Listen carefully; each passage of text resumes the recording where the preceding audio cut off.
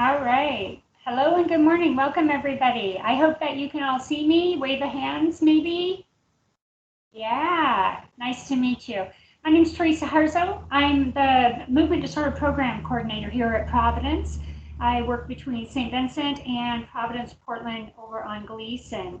I support Dr. Elise Anderson, who is our first guest speaker today, as well as another movement disorder specialist by the name of Dr. Joanna O'Leary. I think somebody's unmuted. Please make sure you mute yourself. It will help with any background sound and distraction for the speakers. Thank you. That one? Muted? Yeah. Yep. Thank you. So just a couple little quick housekeeping things before we introduce Dr. Anderson. One, I want to thank you for joining. Two, I want to thank you for muting yourself. It can be pretty challenging with all these different virtual platforms. This venue today is pretty new to me and probably some of you. I'm glad that you were able to come online with us. It's a system of which we're all learning on a continuous basis. So thank you for your patience. So I would like to know by a raise of hands again, do you see that chat box that I was showing on my screen prior to me coming live with you? It's like a little square and it has like a little, piece and has a couple lines in it.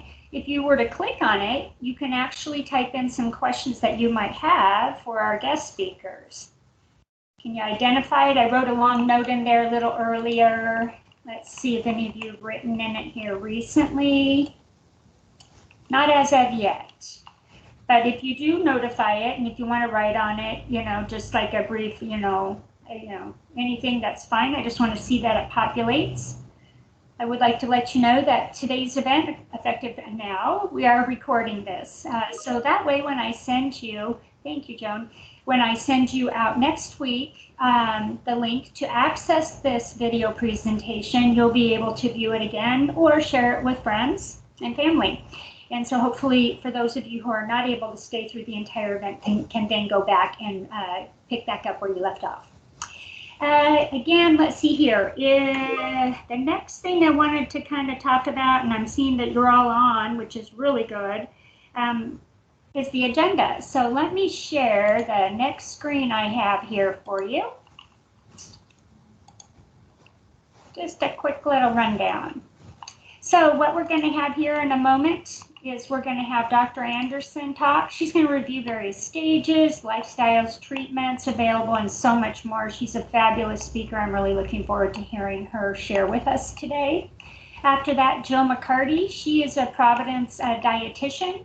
She'll kind of give you some ideas about, obviously, good nutritional eating is good for everybody, but sometimes there's some things for people with Parkinson's to kind of pay a little closer attention to. All right. And then we're going to take a quick break because that's probably around lunch for a lot of people if you want to grab a snack or something. And feel free, please, to get up and step away at any time. I don't want you to wait for the break. And then we're going to round off in the 1 o'clock hour with Heather and Jillian. They are both amazing neurophysical therapists. I believe Heather is at the Milwaukie healing place, and Jillian is at the Oregon City. We'll clarify that. But both of them are here today to share with you their presentation. I reviewed it. It's going to be really fun. I love the colors, and it's very engaging. So the Providence way is to start all of our events with a reflection. So I'm going to go to the page of the reflection. It's a short one, but for me, it has a lot of meaning. Throughout my life and my career, I've really dedicated myself to just providing care and showing empathy and helping wherever I can. It gives me great joy to be personally rewarded by seeing that my words and my actions and the things that I can do within my job or outside of my work with family and friends is helpful for somebody. And so this reflection is by Albert Einstein. It's a short one. Only a life lived for others is a life worthwhile. And so I think a lot of us could probably relate to that. Being in the medical field, I'm a nurse, and then we've got the doctors, we've got people that are even working at the front desk. All of us are here for a reason, and Providence has a very strong mission towards helping others, particularly those that are poor and vulnerable.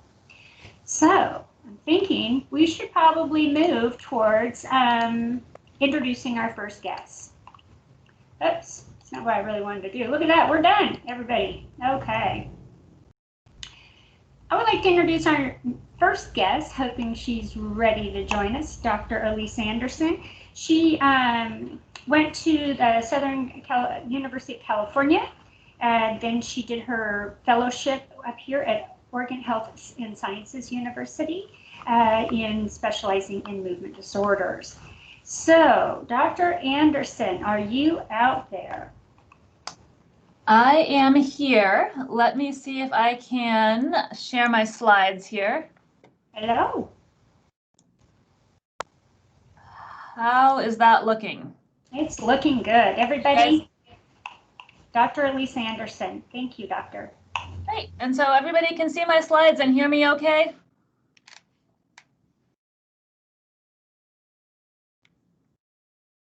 Okay, Theresa, I can't hear you anymore, but I can see you. Thumbs up?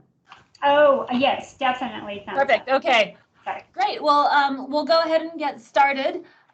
So thank you, everybody, for being here this morning. And thank you so much to Theresa for all of the hard work you have done getting this meeting going this morning. And as I told her earlier in the week, I know there's a lot of people out there, so hopefully I won't say anything really dumb.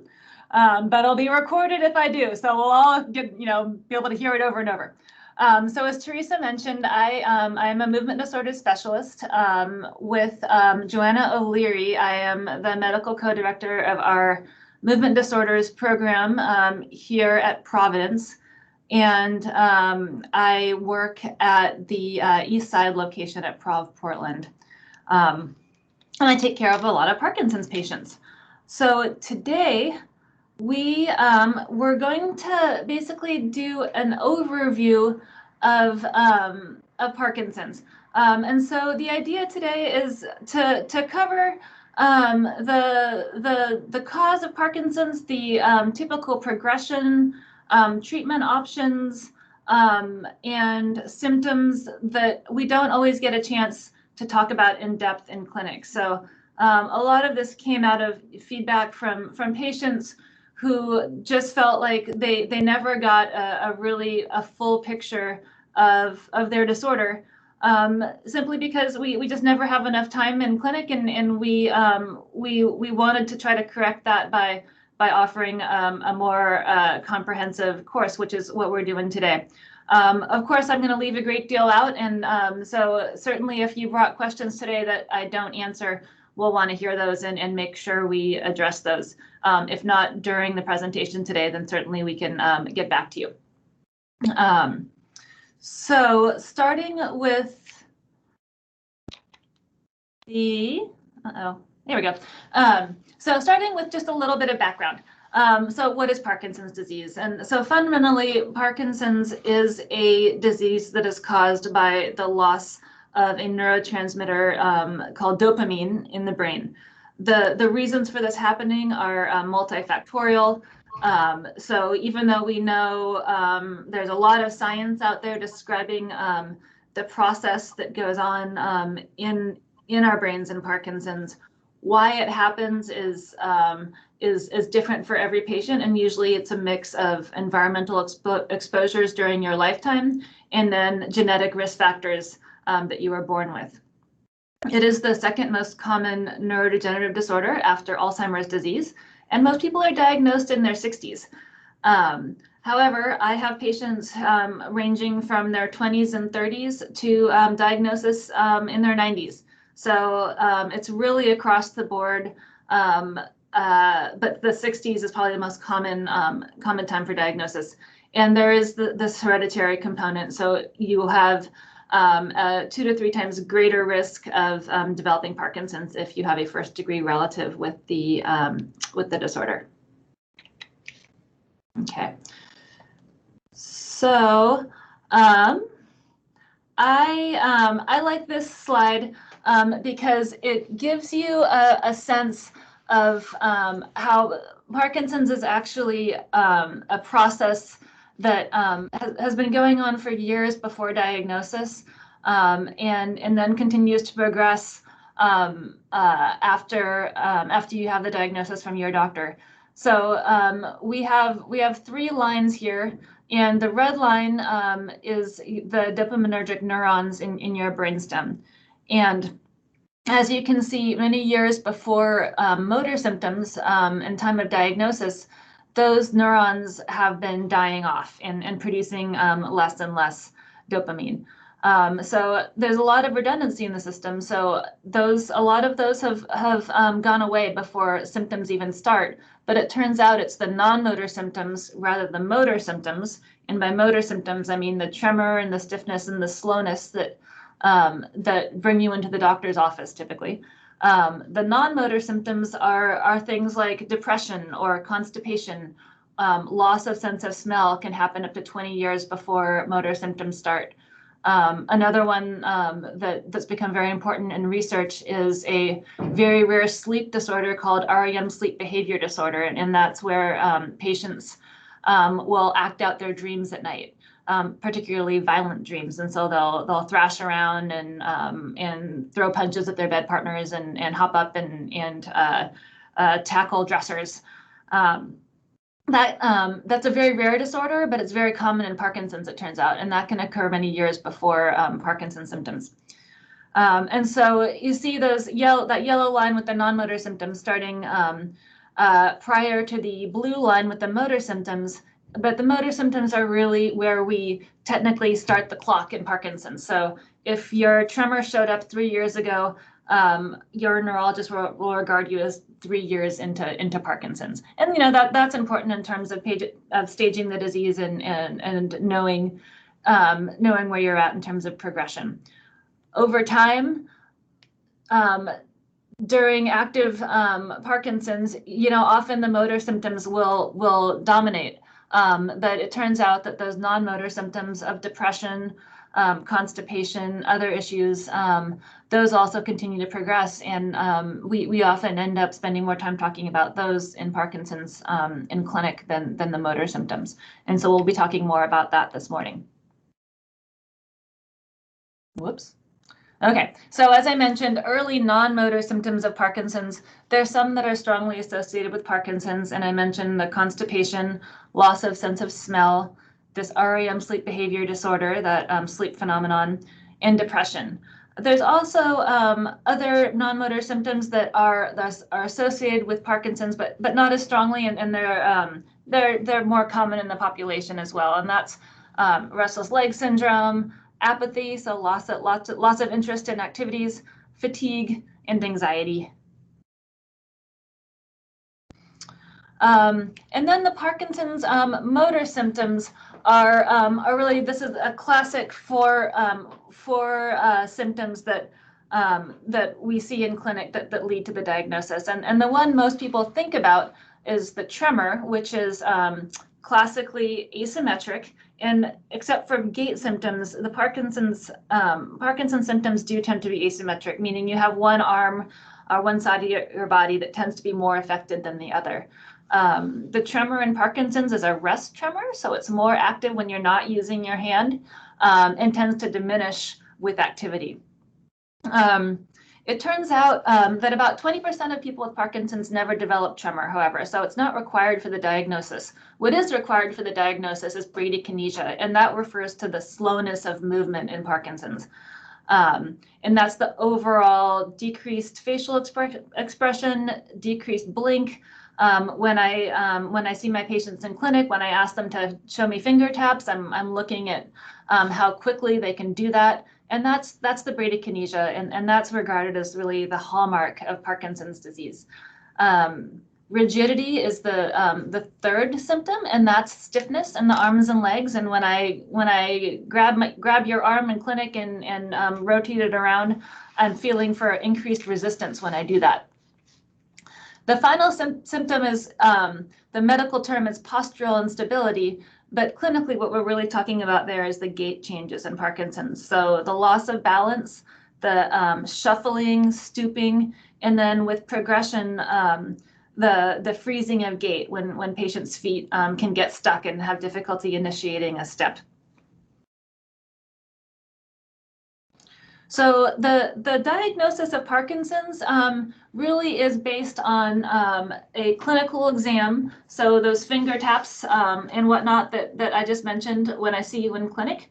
And then response to medication, meaning if you have characteristic symptoms of Parkinson's disease that improve when you start Parkinson's medication, and I'm referring to carbidopa, levodopa, or Sinemet, that confirms the diagnosis.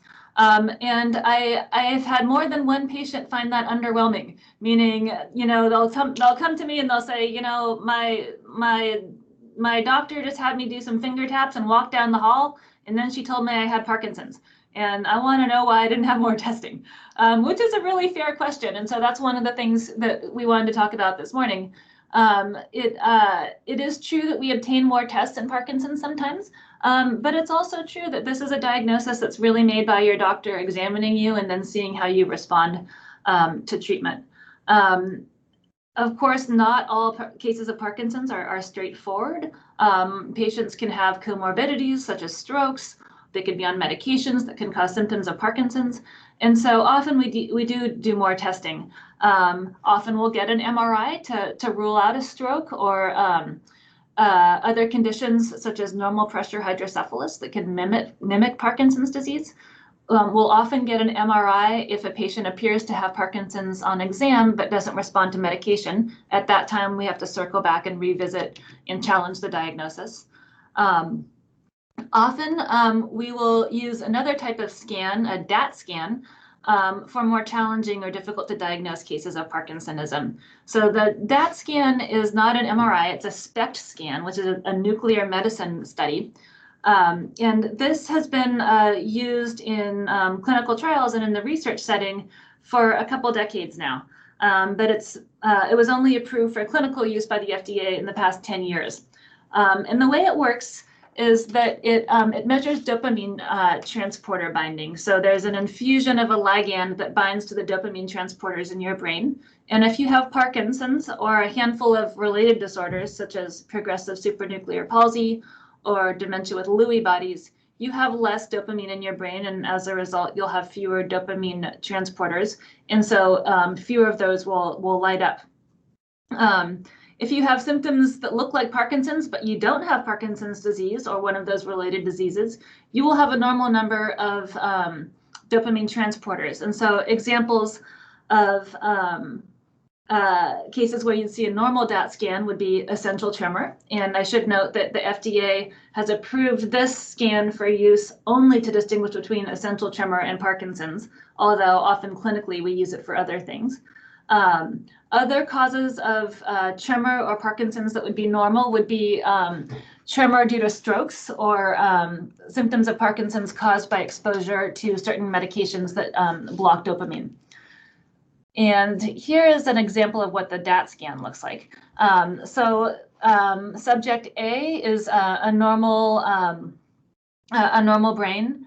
B is a patient who doesn't have any symptoms of Parkinson's, but is known to have LRRK2, which is the most commonly identified genetic cause of Parkinsonism, of Parkinson's disease. So this patient doesn't have symptoms yet, but they're at that point on that curve that I showed you a few minutes ago, where they're experiencing diminished dopamine production, and as a result, they're not at the point where they're symptomatic, but they have less dopamine and as a result, fewer dopamine transporters.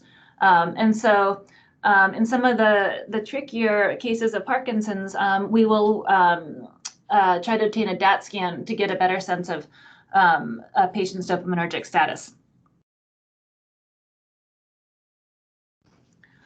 So the typical course of Parkinson's disease, clinically, we tend to view it as the honeymoon period, before that and after that. So, you know, there's a couple of years early in diagnosis where patients' symptoms are mild. Somewhere along that period of time, they'll get the diagnosis of Parkinson's, but their symptoms might not be bothersome enough for them to wish to start medications.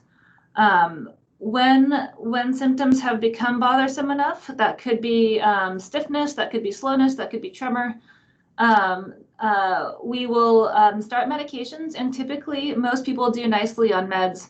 On average, we'll say 5 to 7 years, but of course with a lot of variability around that, where we do have to advance medications and make adjustments, but people do pretty darn well, and they're able to live fairly normal lives. And in many cases, the Parkinson's, they're still working. Parkinson's doesn't slow them down as much. But of course, you know, we do develop more and more symptoms as time goes on, and there's less dopamine production. There's also a smaller proportion of patients who don't do great on meds, which is really frustrating, and we do a lot of troubleshooting and trying to find the right combination of medications to help that group of patients. Probably the most common set of issues we'll see there is patients who just feel very fatigued on Parkinson's medication, and some patients have a lot of nausea there. Now and then, symptoms just don't seem to respond, even though we have, you know, DaTSCANs and other data that really kind of confirm the diagnosis. Fortunately, that's a smaller proportion of people, but they're out there. And then finally, the end of the honeymoon is when we're at the point where people's their medications have been working for them, but they're requiring more and more medications, taking them more and more often. You hear the phrase wearing off. So it seems like the medications stop working earlier and earlier, and so patients have to take them more and more times per day. And another problem we can see is dyskinesia, which is that involuntary wiggly movement that we'll talk about a little bit more shortly. But that's a side effect of levodopa. And if you see Michael J. Fox with very kind of large amplitude involuntary movements, he's an extreme example of that as somebody who's had Parkinson's for many years and who's been on medication for a very long time. Other problems at the end of the honeymoon can include just worsening problems with mobility, more freezing, poor balance, and then unfortunately in some cases we really run into cognitive problems with dementia that can become more prominent and very hard to treat. So here is the formal scale that is used to stage Parkinson's disease. And so, you know, most people will be diagnosed in the early stages, usually stage 1 or 2, with only one-sided symptoms and minimal balance issues. But as time goes on, we see more symptoms on both sides of the body and more difficulty with mobility and balance. And those would be stages 4 and 5. So as I mentioned, in terms of our approach to patients, in terms of which stage of Parkinson's you're in, and early Parkinson's, people tend to have minimal symptoms. They don't affect their activities or their work a great deal.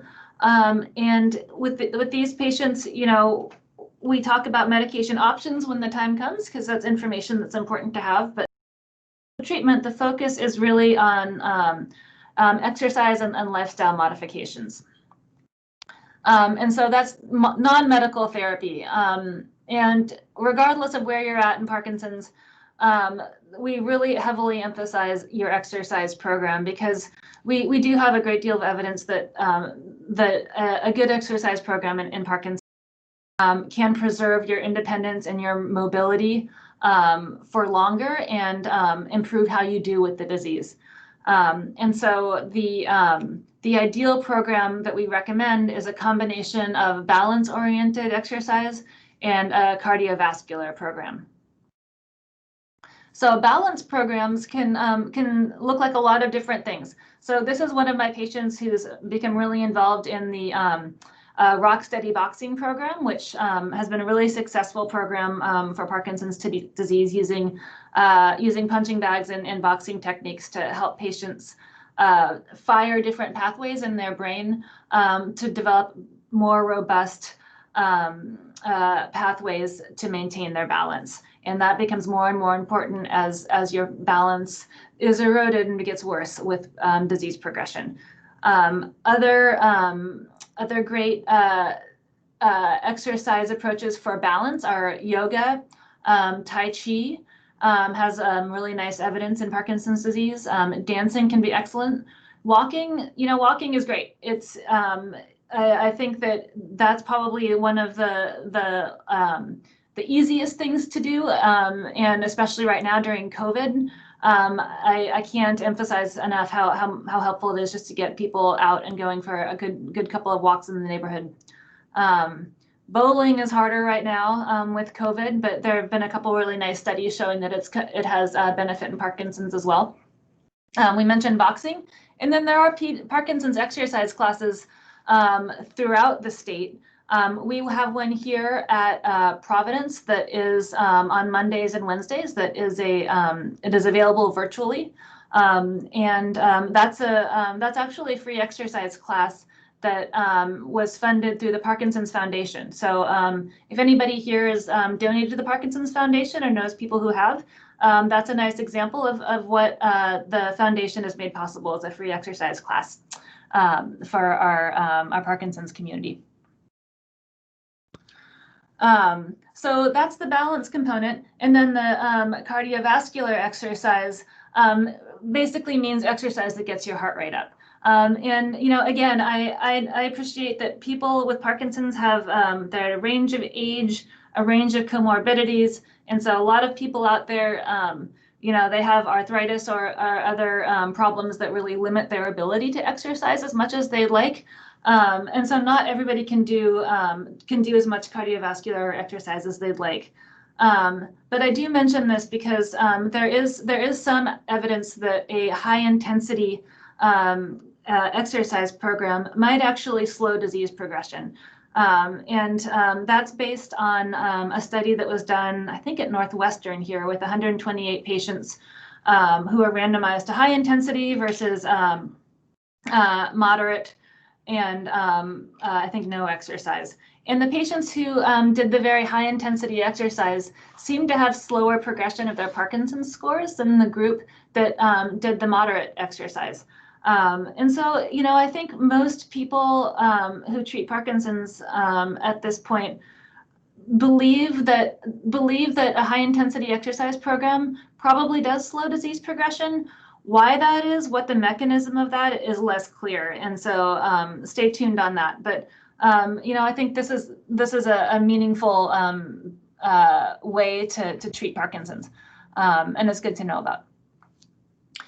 In terms of strategies for slowing disease progression, we don't have a cure for Parkinson's at this time, and we don't have medications that we can say clearly have an impact on disease progression.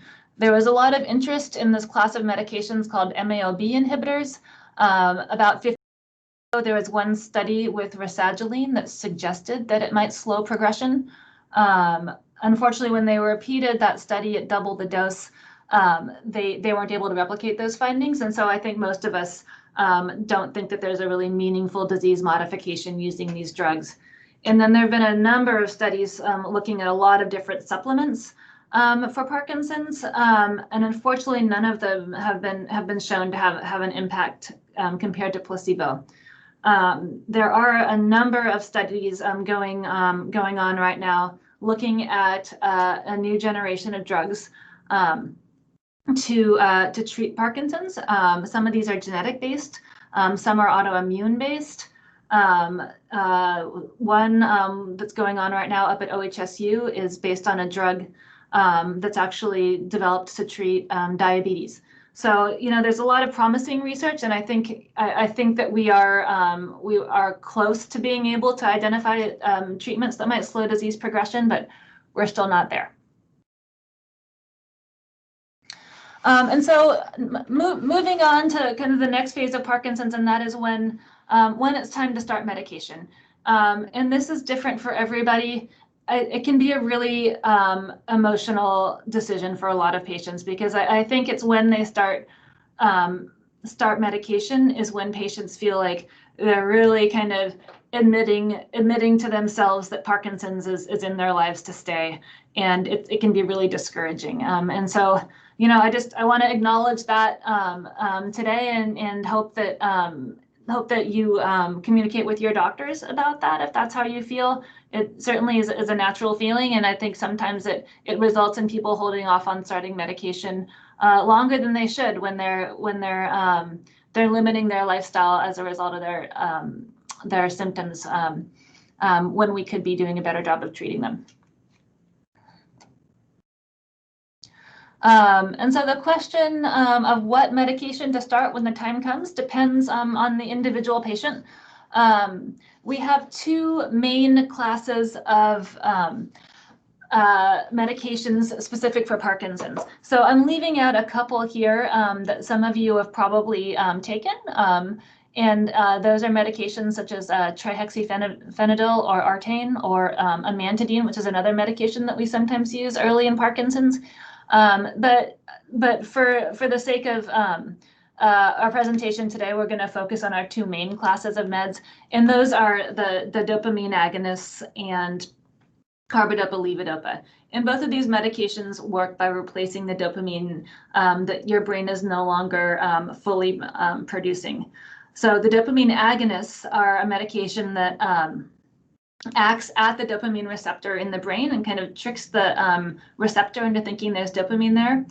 And then carbidopa levodopa is a drug in which the levodopa is actually converted into dopamine in the brain. It's a two-for drug, which means that there's actually two drugs in one, and the carbidopa is a drug that inhibits the enzyme that does that conversion from levodopa to dopamine. And the way that works is that carbidopa keeps the levodopa from turning into dopamine in your gut, where it causes nausea and other symptoms. And it enables the levodopa to get to the brain and cross the blood-brain barrier where that conversion can occur. Carbidopa does not cross the blood-brain barrier. So as a result, it doesn't get into the brain and inhibit that enzyme. And that enables that conversion to take place in the brain where it's needed. So this is a little sign I saw in Ojai a couple years ago. So Ojai is this kind of hippie town in the hills above Santa Barbara, and they were advertising the of music combined with wine to produce dopamine and make you feel great. And I obviously this is a great sign. I like it because patients often ask me, is it okay to have a glass of wine with dinner in Parkinson's disease? And as my patients know, I say, of course. So which medication first? So, you know, this is a long-standing discussion and debate in because for a long time we really strictly observed this levodopa sparing strategy, meaning hold off on starting levodopa as long as possible so that patients can avoid the dyskinesia that goes along with levodopa exposure over time. However, over the past 10 years or so, we've gotten enough data from longitudinal studies to see that aggressively holding off on starting levodopa does not serve our patients. And it turns out that while people who are treated too aggressively with levodopa early in disease will have more dyskinesia, people who are optimized with the best medication for them at that time in their disease progression will do best down the road, regardless of how much dyskinesia they develop. And I think the reason for that is primarily due to the impact of your treatment on your ability to exercise and live a normal life. So if you're undertreated earlier and as Parkinson's progresses, you're not going to have a normal lifestyle. You're not going to exercise as much. You're not going to develop those pathways that are so important for balance as you would if you were optimized. And sometimes optimizing patients means treating them with levodopa. Sometimes it means using the dopamine agonist. So it's an individual decision. In general, most patients, as a rule of thumb, for patients over 60, will typically start with levodopa, and that's because it just has a better side effect profile and works better than the dopamine agonists. But of course, dopamine agonists do have an important role in treating Parkinson's. There are a number of different flavors and formulations of these drugs.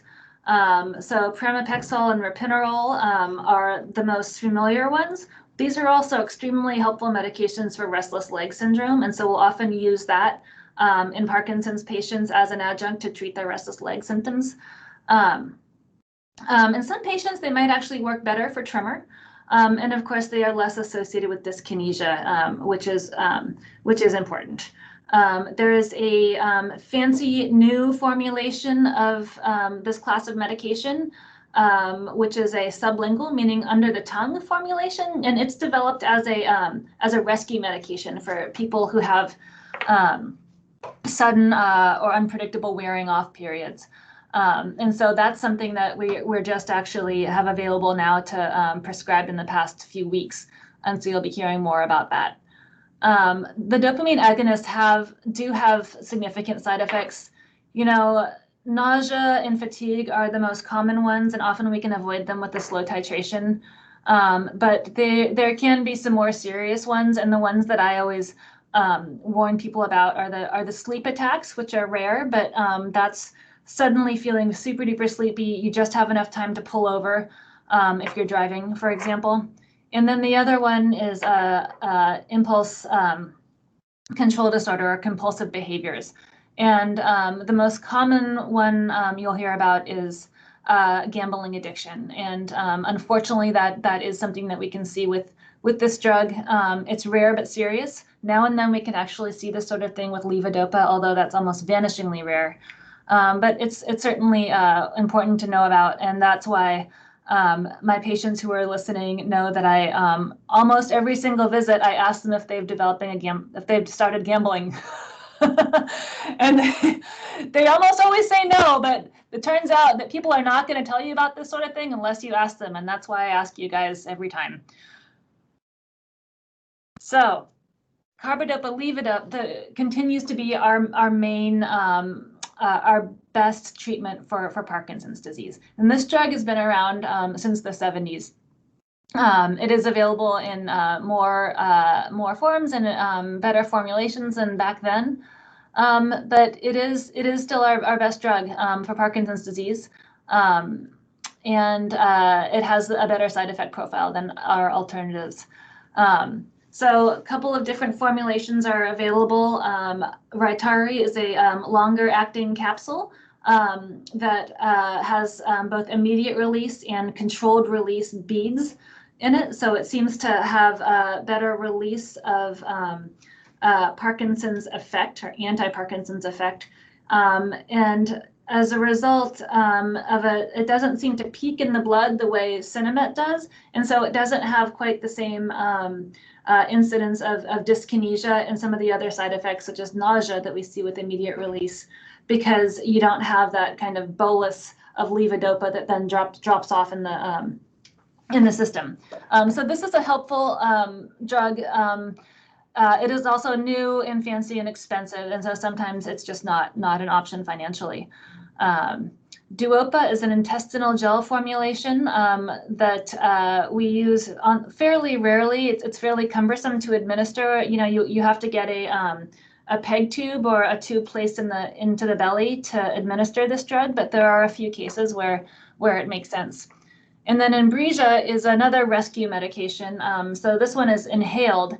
And again, it's used for sudden off periods or unpredictable off periods that patients might experience. And I've had a number of patients find this very helpful. I've also had a number of patients have trouble with cough with it because it's a fairly powdery formulation. Side effects of levodopa. I've mentioned nausea, lightheadedness can be a concern, especially as time goes on. Sleepiness in some cases. We also ask patients to avoid taking it with meals because it does compete with protein for absorption in the gut. That is less noticeable earlier in disease, but as time goes on, patients find that they're much more sensitive to the dosing of their meds, and they will not get as much of the medication if they take it with meals. and they'll notice their symptoms are not as well controlled in that case. So the problems with levodopa, so again, we have the initial honeymoon period with medications where people in general do nicely with this medication, but we do have to periodically advance the dose. Patients will notice that their tremor starts coming back perhaps before their next dose, and we need to tighten the dosing interval from 3 times a day, maybe taking it 4 times a day or even 5 times a day to get the same symptom coverage. And as time goes on, we'll start to see problems with the dyskinesia, which is again that involuntary wiggly movement. Sometimes it's kind of rocking head movements. Sometimes it's wiggling of the limbs. Sometimes it's mouth kind of puckering movements. Those are often mild and not even noticeable to the patient early on, although often very noticeable to the spouse, who is often the first person who complains of it. But over time, they can become much larger amplitude and disruptive. The motor fluctuations refer to the meds, again, wearing off sooner or unpredictably. And then over time, we see problems with hallucinations in Parkinson's disease and also blood pressure dysregulation, especially low blood pressure and lightheadedness. Hallucinations and the blood pressure issues are caused by Parkinson's, but they can be exacerbated substantially by levodopa and even more so by the other drugs that we use, such as the dopamine agonists. So there often comes a time that we have to peel off the medications that have been helpful for patients because they're causing more trouble. So the risk of dyskinesia is ballparked at about 10% per year of exposure to levodopa. Dyskinesia is caused by changes in dopamine receptors over time. So as your brain produces less dopamine, your dopamine receptors also diminish over time. And the remaining ones start to get a little weird due to exposure to exogenous or outside dopamine. You know, it's not your body's natural dopamine release. And as a result, the dopamine receptors don't act the way they used to. And what we can see is when earlier on in Parkinson's, the medication will produce normal movement. Over time, the medication can just start to overshoot, if you will, and produce extra or uncontrolled movement. And that's because the dopamine receptors are no longer acting normally. Usually we see this when the levodopa is at its peak, so that when it's being absorbed, and that's why the longer acting formulations sometimes produce less dyskinesia. I'm gonna take a little, I'm going to turn now a little bit from the motor symptoms to non-motor symptoms. And I think that the non-motor symptoms are important to talk about here because we often don't talk about these enough earlier in Parkinson's. And I think part of that is because we don't want to borrow trouble, as it were, and tell patients that you're going to become super depressed or you're going to develop memory loss. We just don't know what's going to happen to which patients. That being said, as a result, we kind of leave patients, I think, unprepared for some of the things that can happen in Parkinson's. And so these are all things that my patients have told me. You know, I wish you had told me that depression was such a serious issue in Parkinson's. I wish I had known how much my decreased facial expression is affecting my interactions with others. I wish I had a better understanding of how much even these mild cognitive changes in Parkinson's can affect my work performance. And then probably the toughest one that I hear, especially from caregivers, is I wish we had been prepared for how bad the dementia has been. And again, this isn't going to happen to every patient. It's very difficult to predict kind of what complications people can develop with Parkinson's over time. But you know, the purpose of today's presentation is to let patients know that these are possible, and so that we can be on the lookout for them and do something about them earlier rather than later. And everybody is very different. So these non-motor symptoms are many. So fatigue is a pretty much universal one that is very frustrating for patients who are just used to being able to do a lot more than they can do now. Temperature dysregulation kind of sneaks up on us, and that's, patients can develop really big ranges in how warm or cold their body feels, and that can really be bothersome. The sleep problems, sleep disruption is fairly universal in Parkinson's, and sometimes it's waking up and not being able to get back to sleep. It's compounded by bladder issues, so issues with frequent bathroom visits and urinary urgency. I mentioned the sleep behavior disorder, which doesn't happen with everybody, but can be very disruptive to sleep. Constipation is incredibly common and tends to require, if not pretty aggressive dietary changes, over-the-counter treatments like Miralax, and those can help a lot.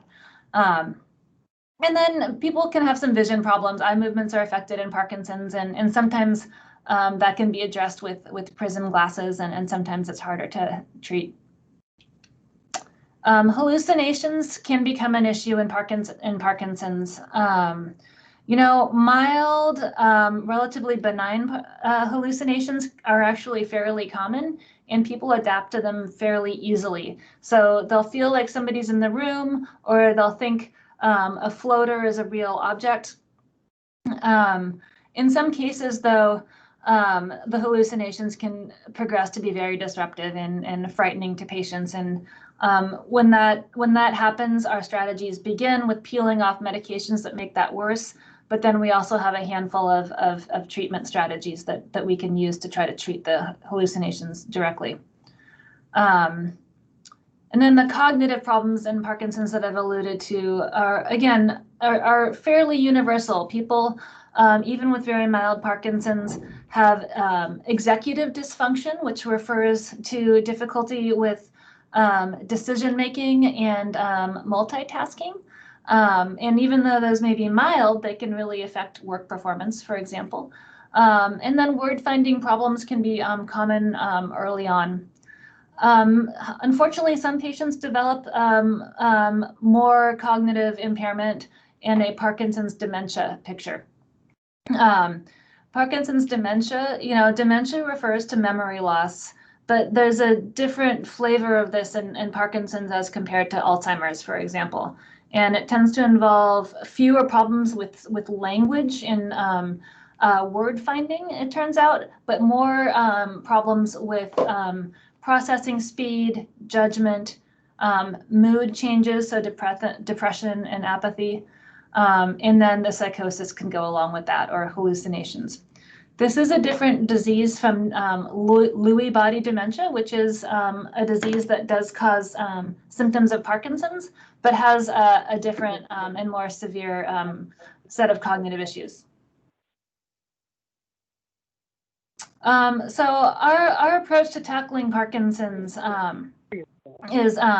is based on a team approach. So, it starts with the individual patient's desires and concerns, and those concerns can be work performance, they can be providing for their family, they can be caring for loved ones. So people have different. Somebody needs to mute themselves, please. It depends on where you're at in life and what your priorities are. So you and your family, and then working with your neurologist and your primary care doctor, because as you can imagine, we rely and collaborate a great deal with primary care in managing some of these blood pressure issues, depression, bowel and bladder issues. One thing that has been excellent about our computer-based record system is that we're able to communicate very readily with other primary care docs, especially if they're within Providence. as well as with the rest of our team. So we work very closely with speech therapy. The speech therapists also help patients with swallowing, occupational therapy, helping with with daily activities that are affected by Parkinson's. Physical therapy is hugely important in addressing the motor challenges in Parkinson's. And then social workers can help us quite a bit, especially with people who are making decisions about long-term care, where they're going to live next, or how to communicate their diagnosis with their employer or what their workplace rights are. One thing I've left off here for some reason is psychiatry, and we do often end up working very closely with psychiatry as well in patients who are struggling either with more anxiety and depression than I feel comfortable managing, or with the hallucinations or delusions that can develop over time in Parkinson's. So now we're going to shift to the surgical and other treatment options in Parkinson's besides, so we've talked about medical management. Now we're going to talk about surgical and future treatments. I'm going to take a sip of water here. So patients frequently ask me about stem cell and gene therapy treatments. There are a lot of clinical trials and promising research for these therapies, but they are not ready for clinical use yet. I mentioned immunotherapy-based treatments for Parkinson's. So these are antibodies that target the abnormal proteins, alpha-synuclein, that accumulates in the brains of Parkinson's patients and kind of neutralizes or cleans up that abnormal protein. And there are a number of studies going on using that approach. And then there's been a handful of drugs that were developed for other conditions that seem to potentially be helpful in Parkinson's. And so drugs for enlarged prostates and for diabetes have both been shown to potentially be helpful in Parkinson's disease. In terms of surgical therapies, there is this focus ultrasound treatment that has been fairly heavily marketed. So I periodically get questions about this for Parkinson's disease. This is a treatment that uses an ultrasound to create a lesion in the brain in the tremor circuits. It can work very nicely for essential tremor.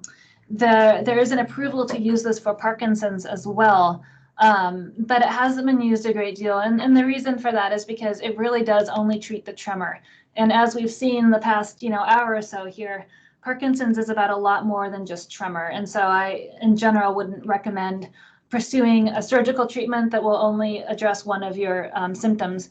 But there are always exceptions to that. And there are some people whose tremor is so severe, or they have other reasons to not pursue alternatives, that might be a good option.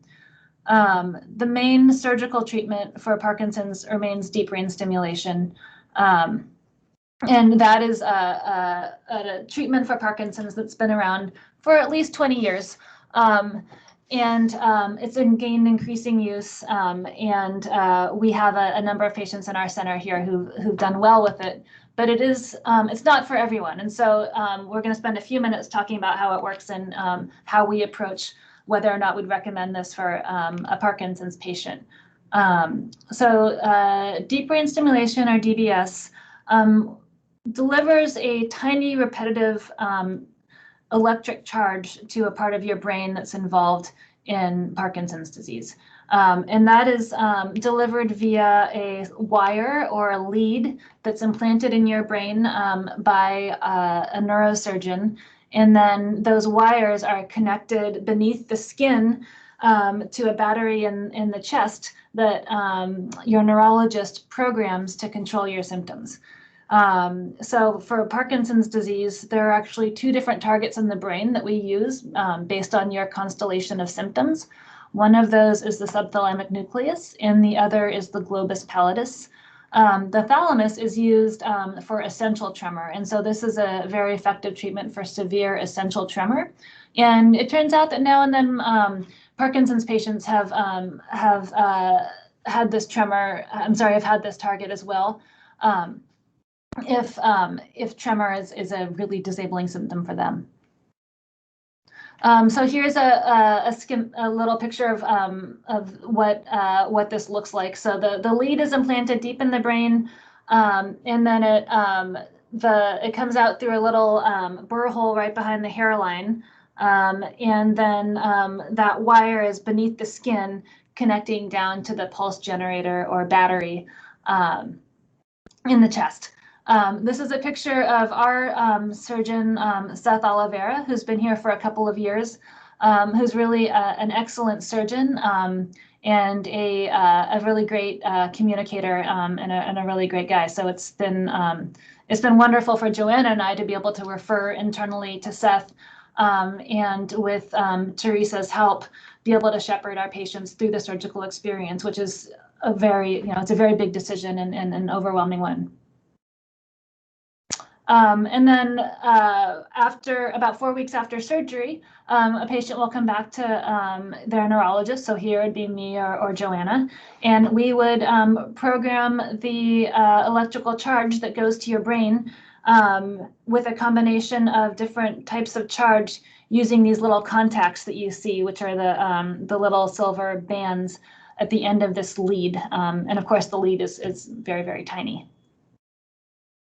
So DBS, the stimulation fundamentally will help with the same things that levodopa helps with. So tremor, stiffness, and slowness. And so we start thinking about DBS when patients have done well on levodopa, but they're running into trouble with needing to take the medication more and more often. It's not working as predictably. And so we can essentially try to replace the drug with the stim. And so in many cases, patients will reduce their medication or even go off meds entirely, although that's pretty rare because there's still some things that the meds do that the stim doesn't. And as a result, patients will have less off time and less dyskinesia. We choose a specific target in the brain for patients who have a great deal of dyskinesia because that target actually has an anti-dyskinesia effect. So in addition to producing a reduction in Parkinson's symptoms, it also cancels out the dyskinesia that's produced by medication. Deep brain stimulation is brain surgery, so there are meaningful risks associated with this procedure. The actual surgical complications in the OR of things like bleeds or strokes are quite rare. These are probably on the order of 1 to 3%. What is more common is infection. Actual brain infections are quite rare. More common are infections of either the surgical sites or the areas where the incisions are to put in the hardware. And so most commonly we'll see that where the battery is implanted or with skin breakdown along the scalp where the leads are put in. And so those we take very seriously and treat aggressively with antibiotics, and sometimes even have to take out the hardware because there's a direct pathway to your brain with that hardware, and the last thing we want is an infection tracking in there. In terms of other disease-associated risks with DBS, deep brain stimulation is a surgery in which leads are inserted through your frontal lobes. And so if people have cognitive problems, we can potentially worsen those with that kind of surgery. And we'll avoid DBS in patients who are already having some cognitive problems. And part of the screening for DBS is a comprehensive neuropsych evaluation to make sure we're not missing subtle changes that would put you at greater risk. DBS stimulation can also make speech and swallowing problems worse. Sometimes we can program around these, but not always. And so we also screen with speech therapy before considering referring somebody for surgery because we don't want to those symptoms. And it's really important to recognize that DBS can make balance worse. And so a patient whose main difficulty with Parkinson's is balance and mobility. I would not recommend deep brain stimulation in those patients because the surgery does not help with that, and it could make it worse. So I mentioned DBS helps with the things that Levodopa helps with, tremor, stiffness, and slowness. It does not help with balance, and neither does Levodopa. And that, I think that, you know, circles back to how heavily we emphasize exercise and physical therapy in patients with balance issues, because that's really the only thing that we can do about poor balance and that fall risk that goes along with that, and it does make a big difference. So a good candidate for deep brain stimulation is a patient who has done well on medication, but is now approaching the end of that honeymoon. And more med changes aren't really going to help. What we hope for with taking somebody to the OR for DBS is to obtain up to 5 more years, again, ballpark, of symptom control that we couldn't offer them with medications alone. Parkinson's still does progress regardless of whether you're on the meds or have the surgery. So there will come a time when med adjustments or DBS stim unfortunately don't help a great deal with the symptoms, but there is this group of patients who we can significantly improve their Parkinson's with DBS, who we can no longer help out as much with medication adjustments. And those are the people who are good candidates for DBS.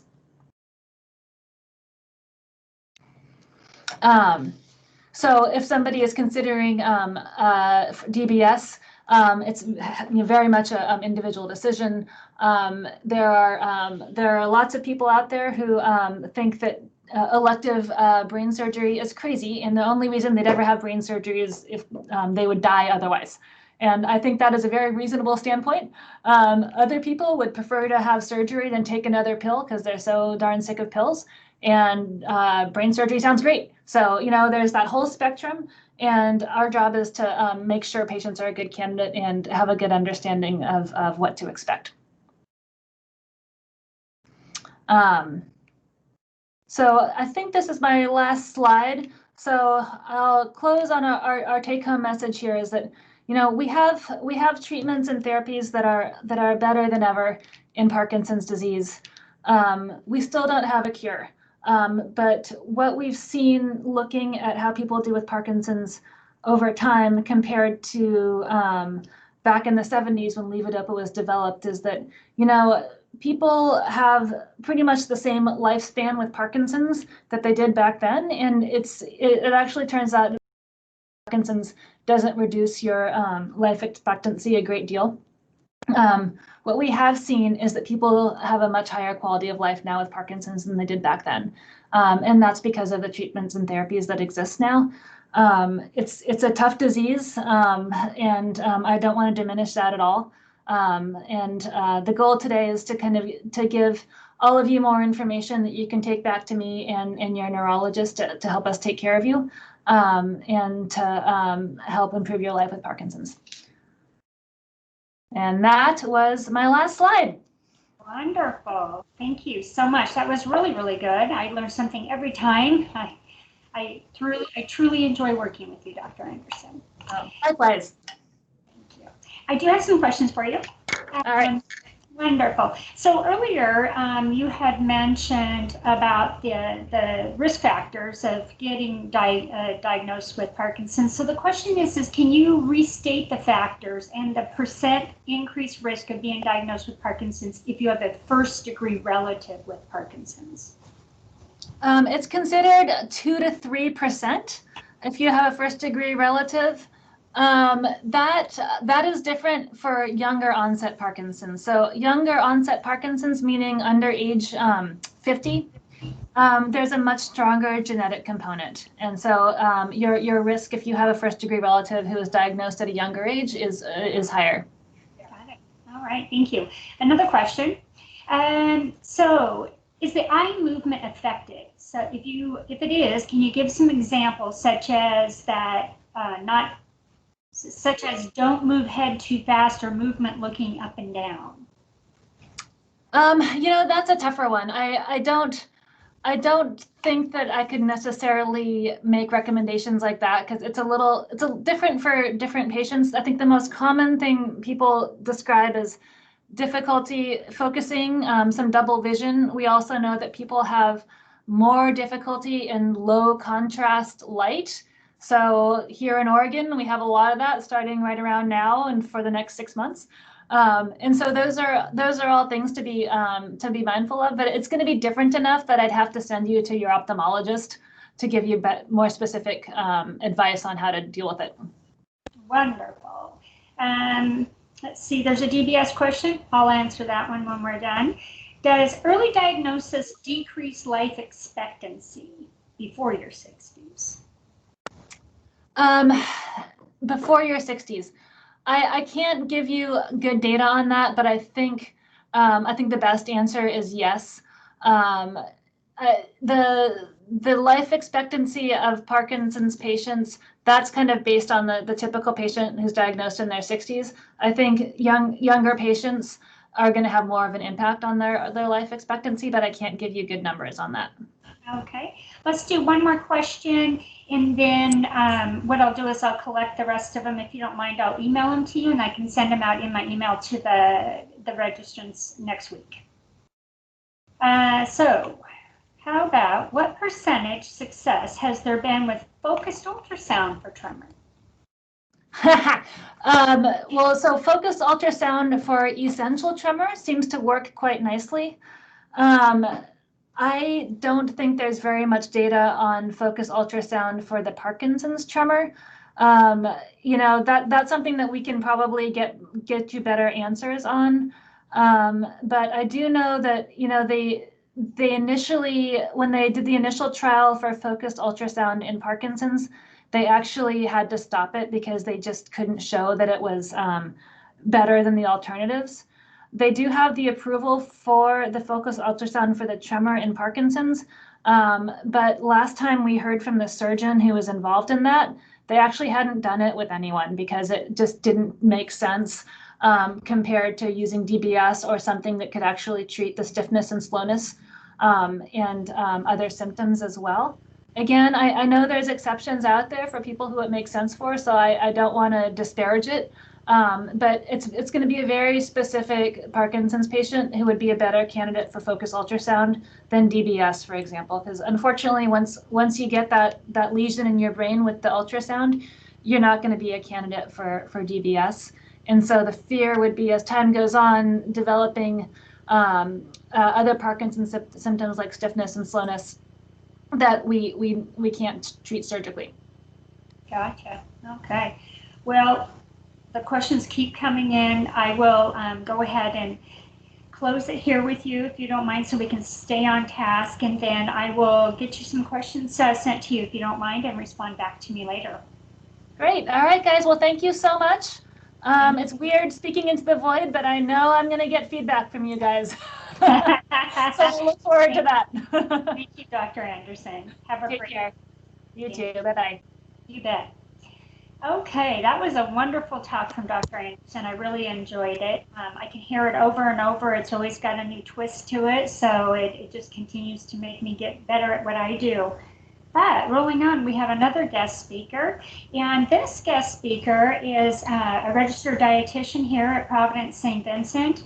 She's going to share with you information in regards to, obviously, healthy nutrition and things that people with Parkinson's always kind of look towards as what can help you a little bit more than just your average diet, right?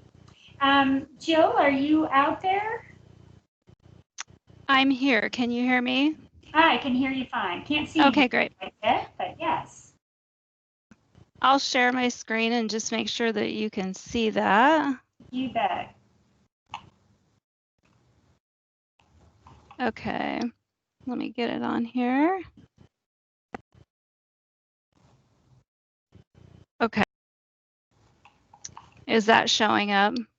Looks good. I hear you fine. I'm going to go ahead and mute myself, and I'll let you take over. I'm going to respond to some of these questions in the chat feature and then let you know that, yes, this event is recorded. I'll be sending you a link to access the recording and see the video on your own if you're unable to continue. Thank you. Okay. Great. It's so nice to have you all here and interested in learning more about nutrition and Parkinson's disease. My name is Jill McCarty, and I'm a dietitian here at St. Vincent, and I primarily see patients one-on-one, either referred by their physician or they've asked to come in on their own for a variety of different health conditions or concerns related to nutrition. So today we're primarily going to talk about Parkinson's and nutrition. So I'll answer some questions at the end, just like Dr. Anderson. And so if you have questions, go ahead and put those in the comments. Okay, so let's get started.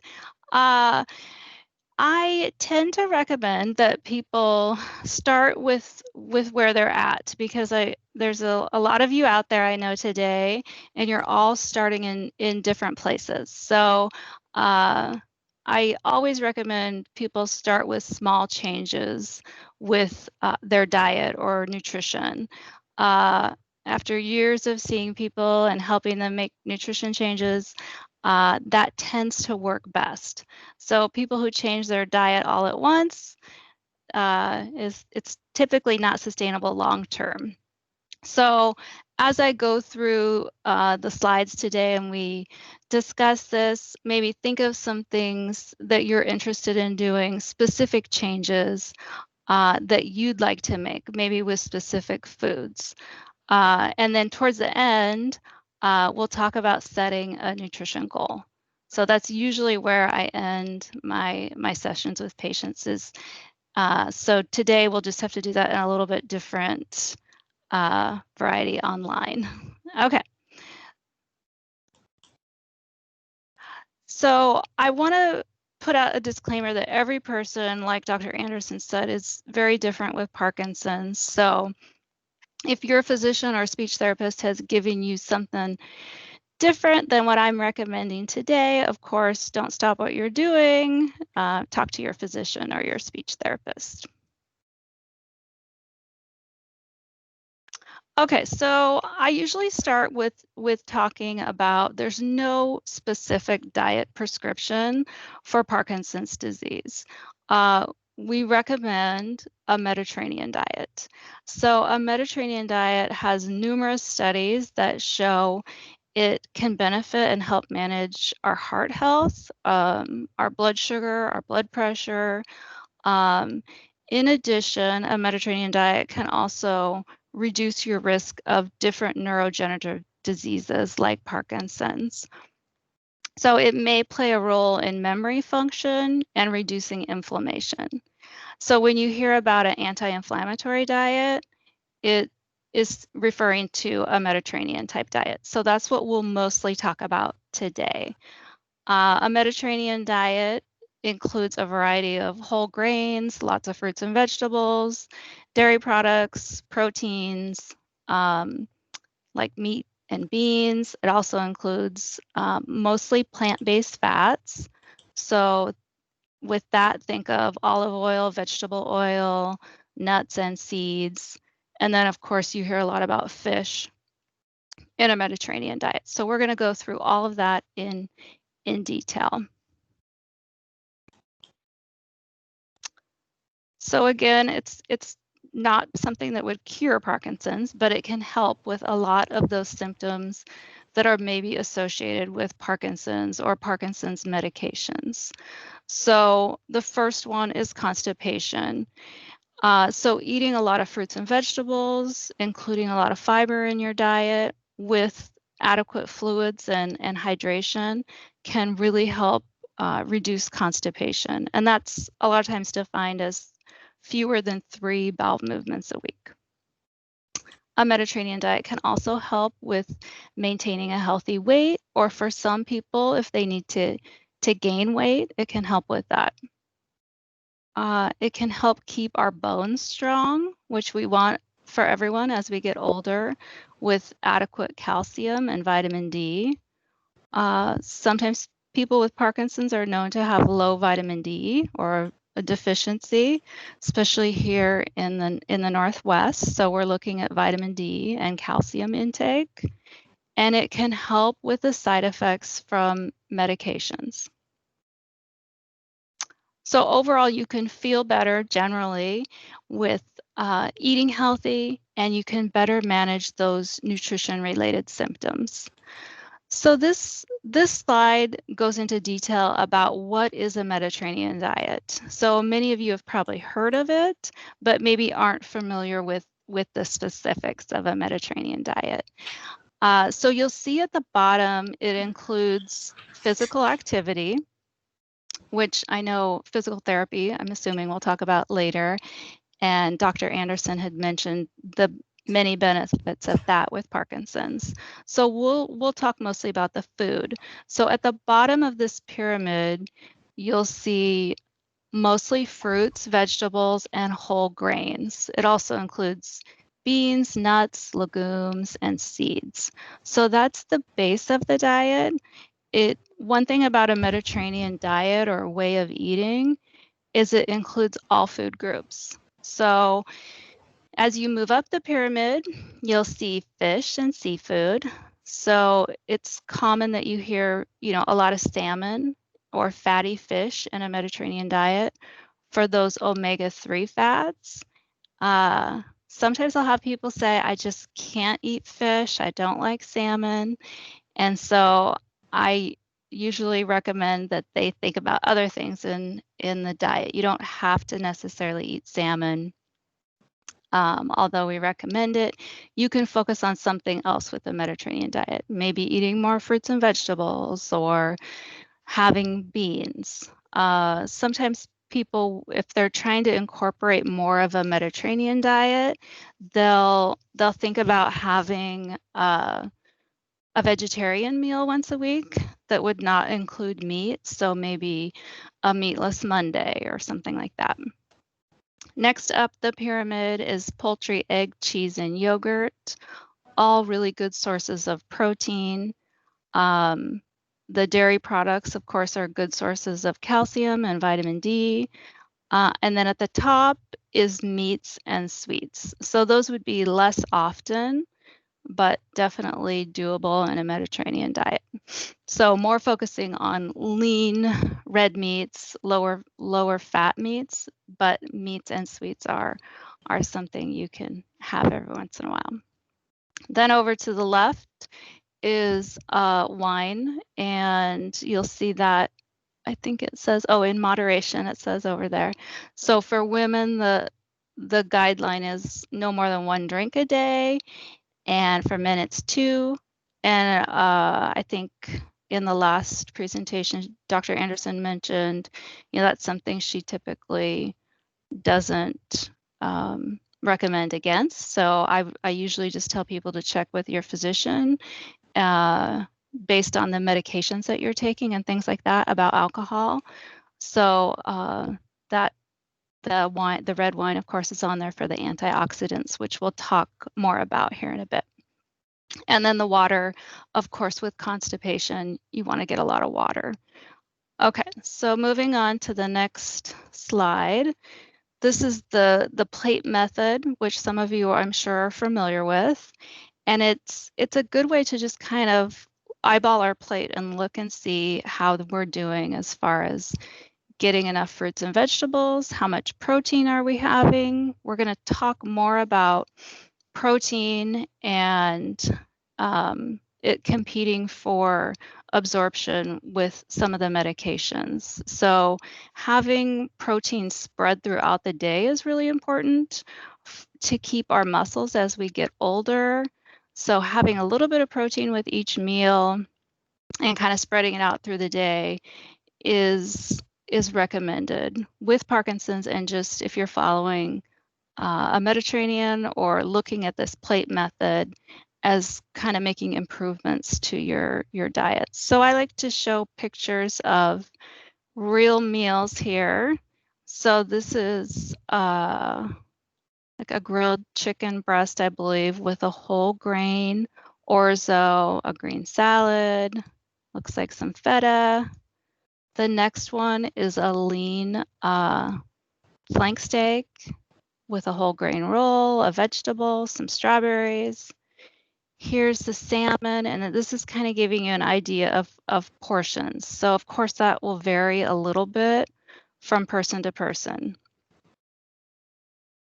And then this is a vegetarian meal. So your protein would be from the bean burger here, the Greek yogurt, and then the fruit is your peaches, sweet potatoes, and some vegetables there. Okay, next is a guideline because a lot of times I'll have patients asking me, how much should I be having from each of these food groups? So this one here in particular is based on 2,000 calories a day. So this would be more for men needing 2,000 calories. Women, our calorie needs are less. You know, it depends on other factors too, our age, how active we are. So several things go into that. So this is just a general guideline.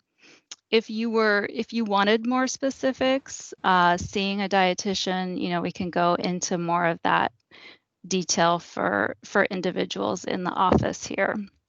So it gives for fruit, it gives 2 cups, vegetables 2.5, grains 6 ounces, 5.5 ounces of protein, and then 3 cups of dairy. If you're someone who doesn't drink milk or have dairy products, either you don't like them or you're lactose intolerant, then you would have more from the protein group in this example. Okay, so next is some slides that just kind of show portions of how those foods would add up. So it's typically a 1/2 cup of cooked vegetables or a cup of raw, so a cup of lettuce or leafy greens, a 1/2 cup cooked green beans. Next is the fruit group, and it's typically a small piece of fruit. If it's a large piece like a grapefruit, it might be, you know, 1/2 of that, a 1/4 cup of dried fruit. I don't always recommend fruit juice. It kind of depends on the person, but it would be 4 ounces. Next is the grain group, and again, those fruits, vegetables, and whole grains are really good sources of fiber, and we'll go into this a little bit more about how those can help with constipation. So each of these, like a slice of bread, 3 cups of popcorn, a small corn or flour tortilla, a 1/2 cup rice pasta or cereal, those would all equal one grain serving or 1 starch. This shows what would be considered a whole grain. So a whole grain has to have the bran, the germ, and the endosperm. So each of these parts of a whole grain contain different nutrients. And because we know so much about whole grains and the antioxidants included in whole grains and important B vitamins, often Parkinson's patients are deficient in B vitamins. So whole grains can be a good way to make sure you're getting all the B vitamins you need. The bran particularly is rich in fiber, B vitamins, iron, copper, zinc, magnesium, antioxidants, and phytochemicals. And we know that antioxidants may reduce the inflammation and improve the survival of those dopamine neurons. So that's why you hear a lot about including antioxidants in your diet when you have Parkinson's. So antioxidants are really important. We're going to go more into that. Phytochemicals are those natural compounds in plants that show they can prevent a lot of different diseases.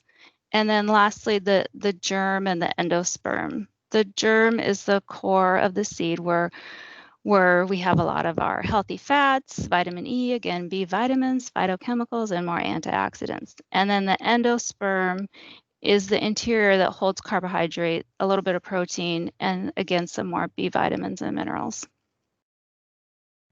So if you're looking for a whole grain, you want to look at the first ingredient. It should say whole grain wheat or whole grain, whatever the grain is. Next slide shows a lot of those different grains that we consider whole grains. So most common, because I owed 30, and then I had talked to I think someone has Lindsay that morning. their microphone So on. when I got the email that I needed to pay. Okay, let me think where to look. And my health copays is where I need to look. I'm sorry to keep you. Hello. I got me with my back problems. I got my husband with Parkinson's. I can't keep it all straight. Jill, that's not you talking, is it? Oh, let's see. I know. You know what? I didn't mark down. Oh, Hey, Jill. Karen, okay. I got down that. There we go. All right, I got it. Go ahead.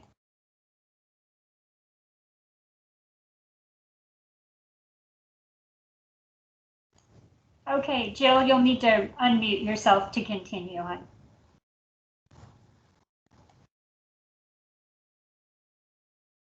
Okay, am I back? Okay. Okay, so let me make sure I can see my slides again. Sorry.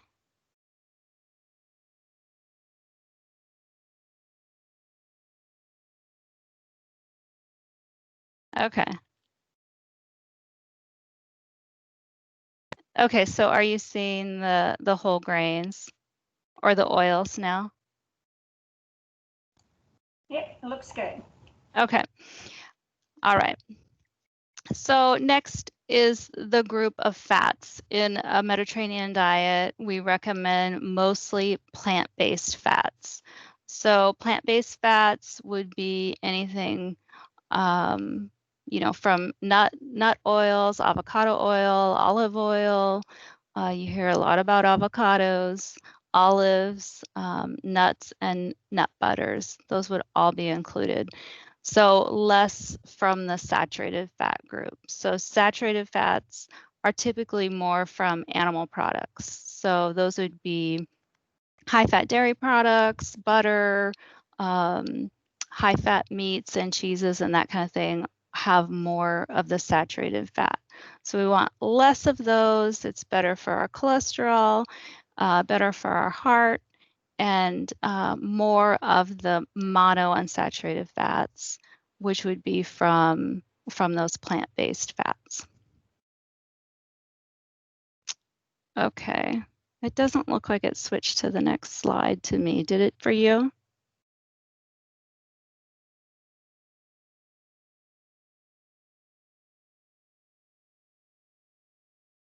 Okay. Sorry, I'm having a little technical issue here. Okay. Oh, did it start over?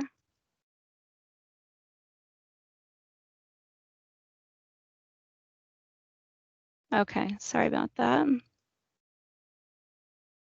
Okay, so let's talk a little bit more about antioxidants. Again, antioxidants from foods that we eat show promise in restoring the mitochondrial function in our nerve cells and possibly easing motor disabilities associated with Parkinson's disease. So that's why you hear a lot about antioxidants and less free radical damage. So antioxidants, I tell people to think about a variety of foods with a variety of deep, dark colors. So I just listed a variety of foods on here that are known to be high in antioxidants. So they reduce the damage to our cells, just from general aging and also in Parkinson's. So artichokes, dark green leafy vegetables, peppers, beets, excuse me, berries are very high in antioxidants, pears, apples, grapes, peaches, watermelon. Back to the whole grains, potatoes are also included in there. One you don't hear about, a good protein source, would be eggs. That's high in antioxidants. Of course, beans, lentils, edamame, different nuts and seeds.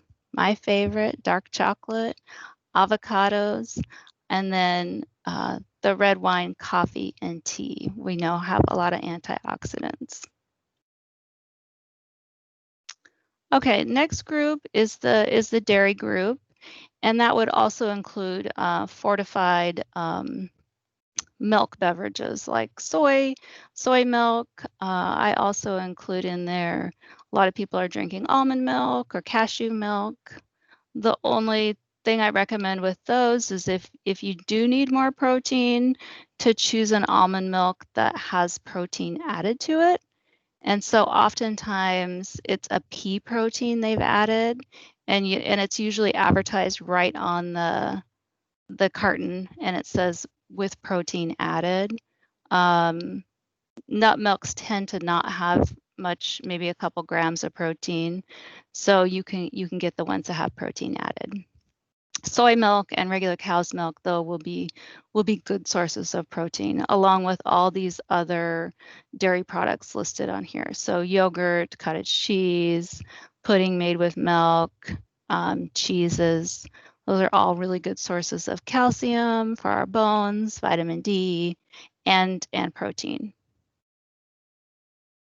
Next is the protein group, and on here, I just noticed they don't have meat, which we automatically think of. So meat would be, turkey, chicken, fish, you can include on there. So poultry, fish, red meat, pork, you can include all those. And then these would be protein foods that are plant-based usually, or I guess they have eggs on here. So eggs, nuts, beans, nut butters, tofu, and hummus can be a good source of protein. So sometimes people ask about beans because they do include starch and protein, so they kind of fit in both food groups. Mentioned earlier, levodopa can compete with the absorption of protein. So talk with your doctor or your pharmacist about the timing of your meal when having that. So again, spreading your protein out throughout the day is important for keeping our muscle. As we get older, we lose some of that muscle, and spreading out protein throughout the day is generally recommended just to help you feel full and satisfied with your meal. So this is another example of what your plate can look like.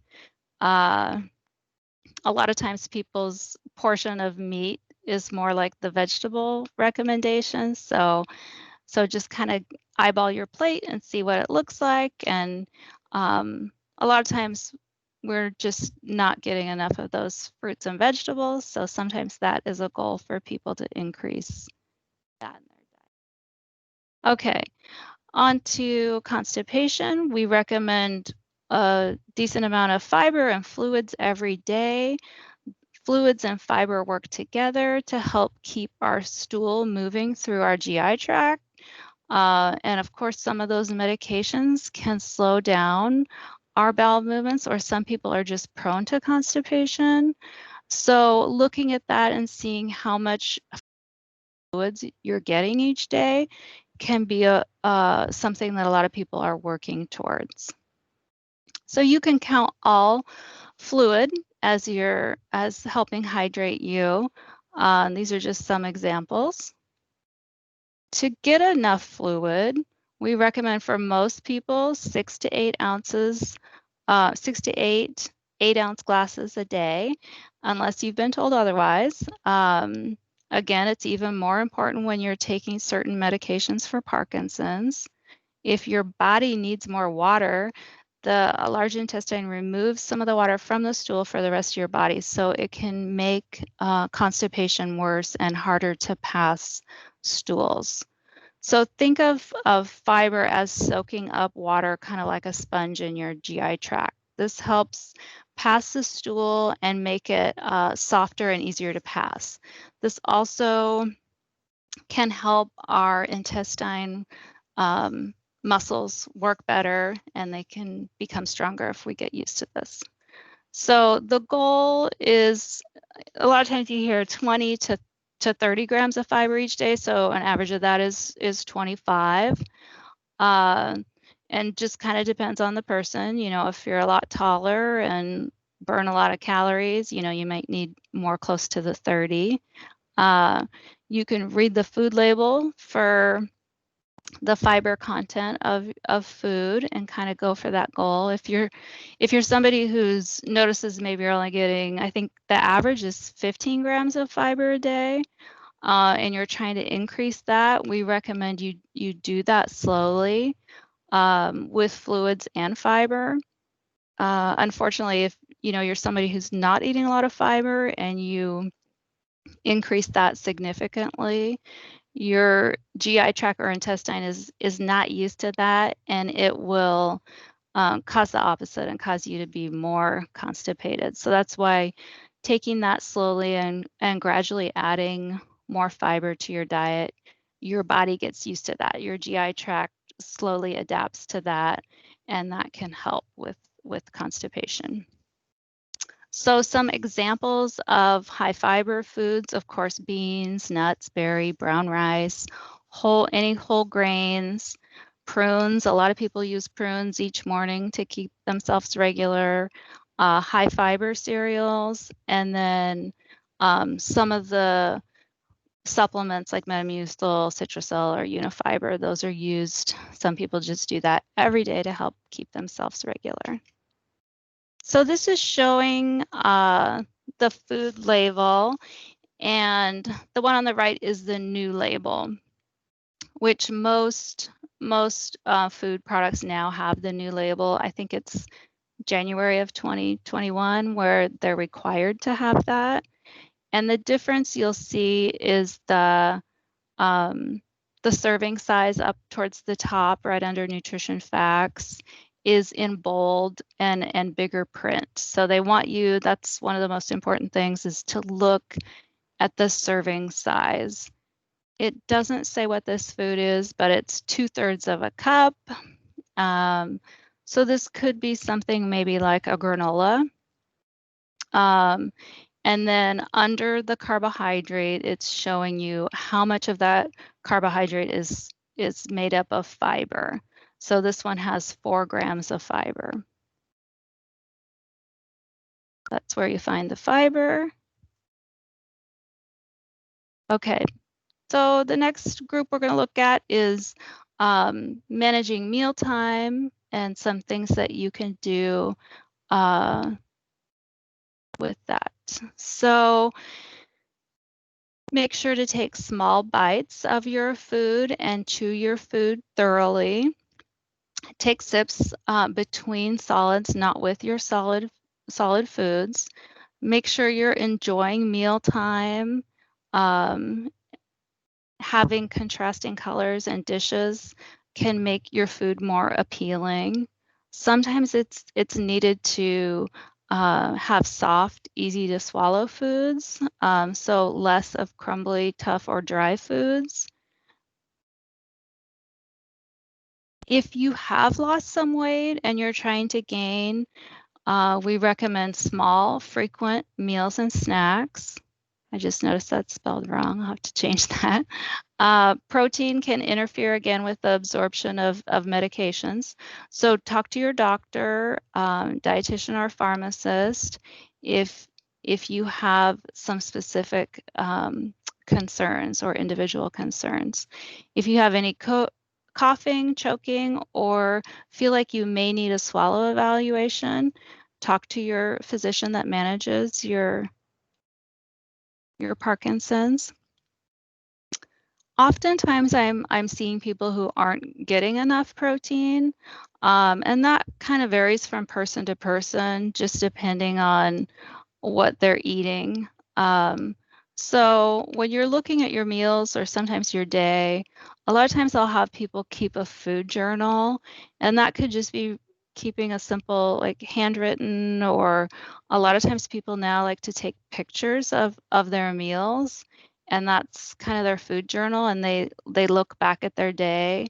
And we know when people are keeping a food journal, they're more aware and conscious of their food choices. Uh, so that can really help us determine like what you're getting in your diet, maybe what you need to work on. So as we get older, we do need more protein.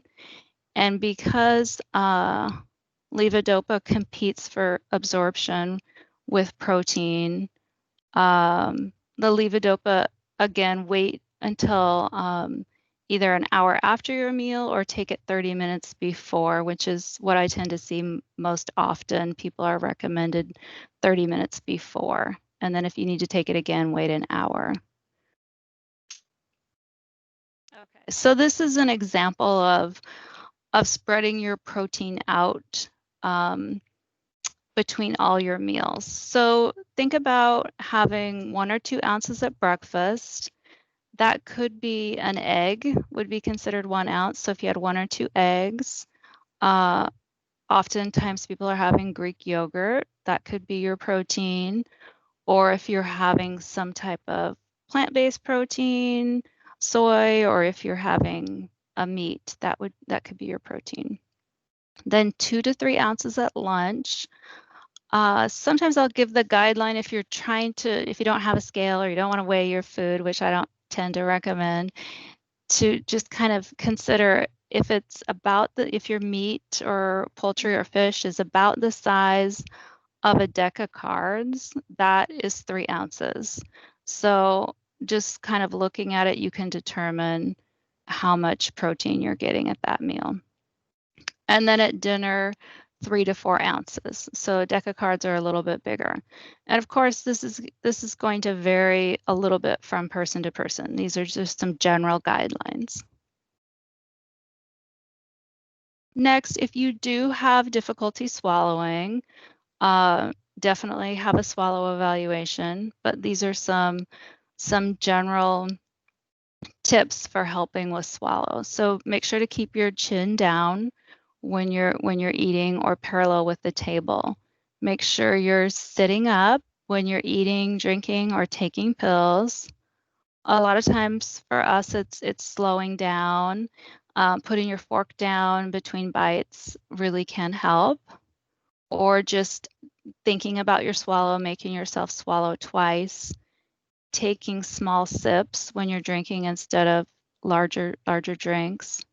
Of course, don't talk with food in your mouth. So a lot of this I feel like is slowing down at mealtime.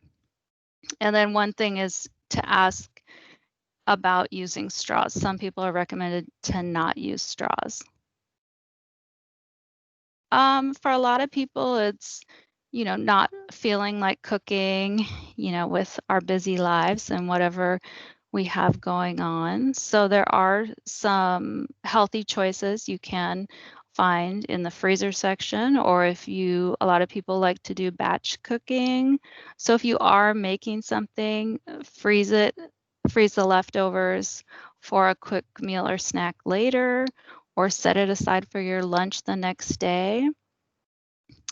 Think of simple, healthy meals to prepare that don't take a lot of time.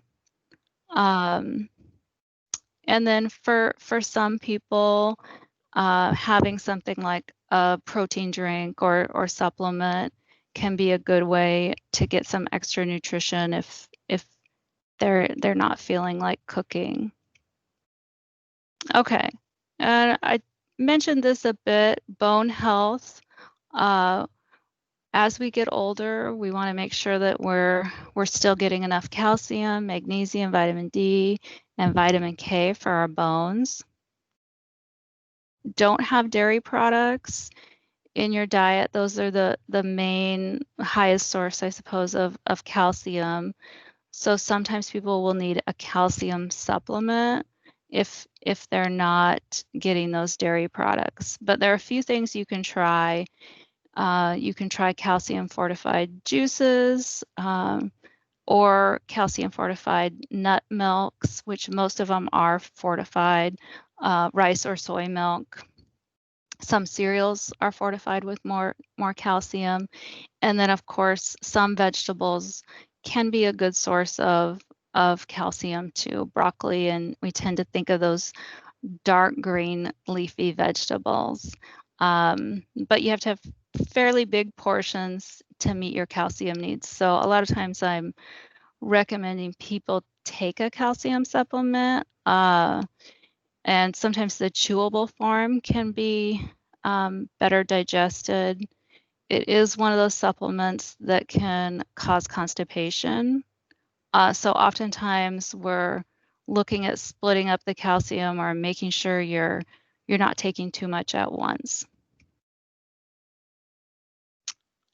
One of the things that I see people a lot for is they're coming in on a diet that restricts a lot of food groups, or they're wanting to lose weight and they're following what we would consider a fad diet. So to be mindful of that, if there's anything out there that seems to be too good to be true, or it has exaggerated claims about eating a certain food or not eating adding a certain food or combination, that tends to be features of fad diets. So be careful of those. So overall, the good general nutrition recommendations for people with Parkinson's are to eat a balanced diet with a variety of foods. Include all those food groups, of course, unless you have an intolerance or allergy. Make sure you're drinking plenty of water or fluids every day. Make sure you're getting enough fiber, and make sure you're eating enough for adequate calorie and protein intake. So if you're losing or you're gaining weight, that's something to evaluate. And then lastly, prevent bone health and vitamin D deficiency with making sure you're getting enough calcium and vitamin D in your diet. That's another one, other than calcium, is a vitamin D supplement is very common that will recommend vitamin D. Okay, now changing to what I mentioned in the beginning was some of those small changes that you're making in your diet can make a big difference in the long run. So a lot of times I'm recommending that people think about what specifically they want to change with their diet. So as I talk today, a lot of times people will have specific things, and sometimes I'll give an example of those, like maybe you want to add fish and have fish once or twice a week to your diet, or you want to make sure you're getting a vegetable with dinner each night. So start with where you're at and think about what changes. Is it fiber? Is it water intake? What kinds of things are you interested in changing in your diet?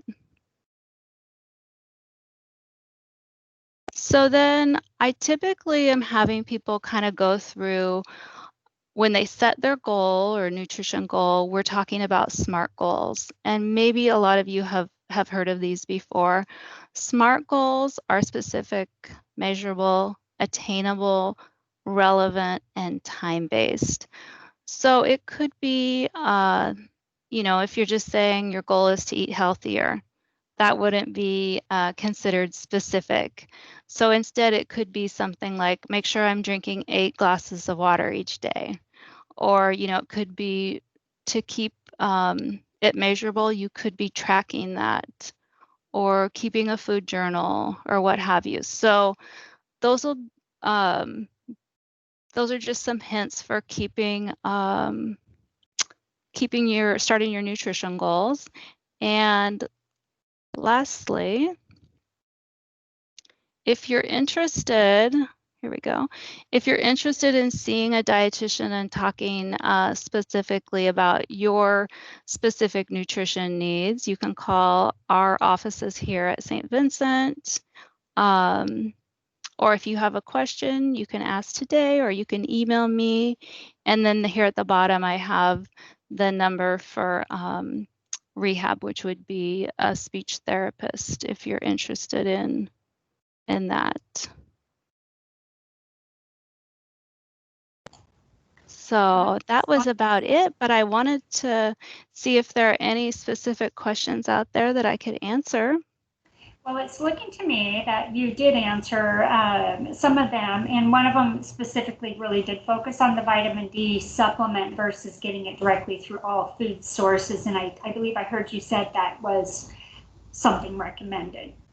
Yeah, usually, I mean, most people I see, I would say that they're taking a vitamin D supplement in varying amounts. So, I mean, we'll see what happens with the research on vitamin D, but for now, vitamin D and calcium are the two most common supplements that I'll have people take. And usually they're getting their vitamin D checked. So we're going by, what the result of the vitamin D lab is, and then we're looking at the dose that would be recommended for them, and then checking back again later to see if it's within the normal range. That's really important too. Right. And it is really important too, because not only as we age, obviously, we start, particularly women have, start having, the bone starts breaking down, the matrix of it, and the importance of having strong bones as a person with Parkinson's. Sometimes they experience imbalance, as we've discussed earlier, as also sometimes that imbalance leads to falls, and falls can lead to breaks. And so whenever you're thinking about nutrition, it is really important. The proteins for the muscle and the endurance, so you can hold your body upright. And then you've got the vitamins. I mean, everything has a place. While some of it seems for anybody that, in life that could use a healthy diet, those with Parkinson's, especially, can focus on certain things to help them as well. So. Right. Any other questions that we have right now from anyone? Well, if they come in from now to the end of our event today, okay. I'll get those to you, Jill, and then have you respond back if you don't mind. Yeah, thank you. Absolutely. Thanks for your time. I really appreciate it. Thank you. You bet. Well, everybody, I think what we're going to do is we're going to go ahead and take a little break. Our next speaker is at 1 o'clock. I'm going to go ahead and say let's take a good 10 minutes or so, and stretch your legs, and then we'll come back and reconvene about 5 minutes after 1. How's that? Shorten it a little bit. Okay, we'll see you then. Thank you.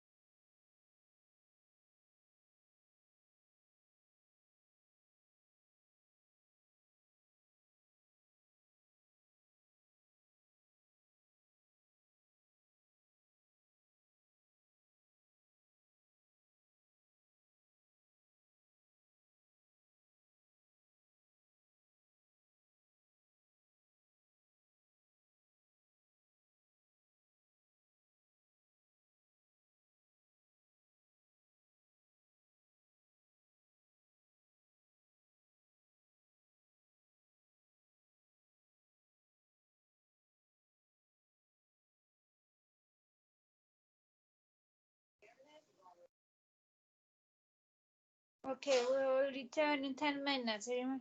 Use the box.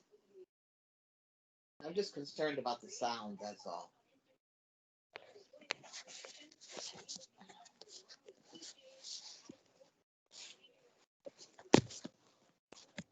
Let's see.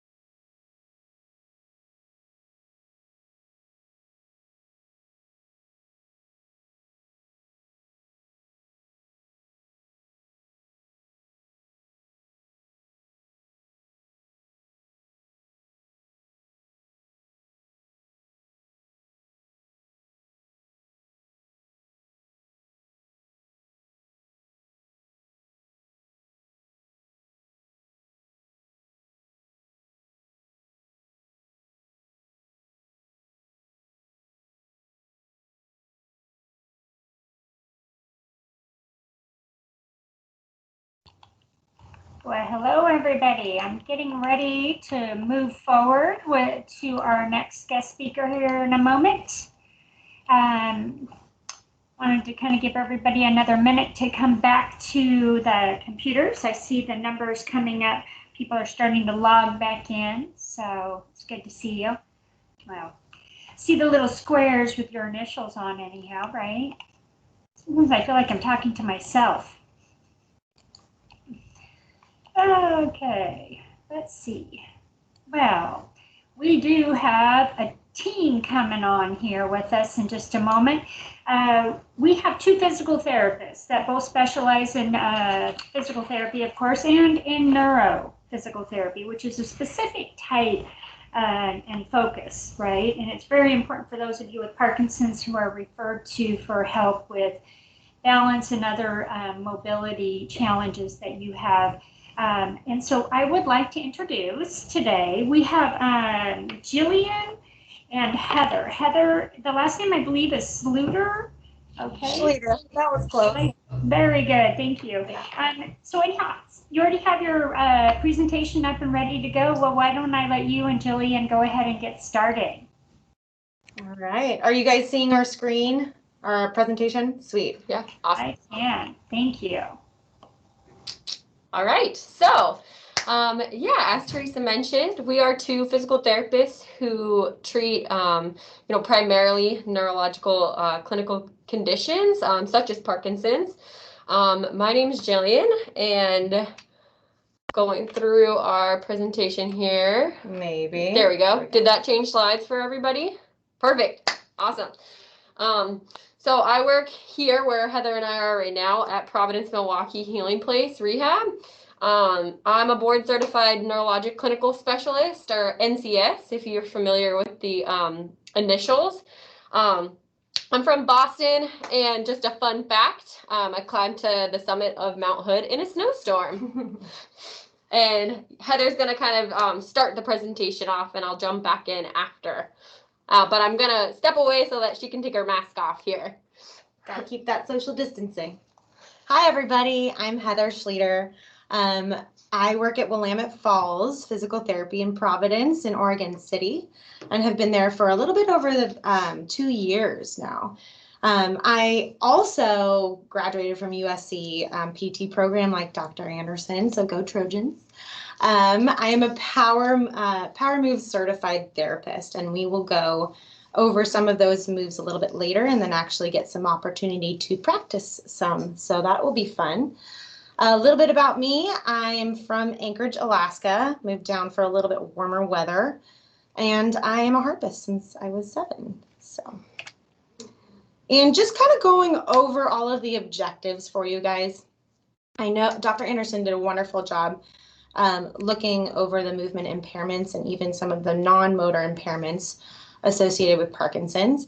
We're just going to brush over that really quick too, just as a reminder.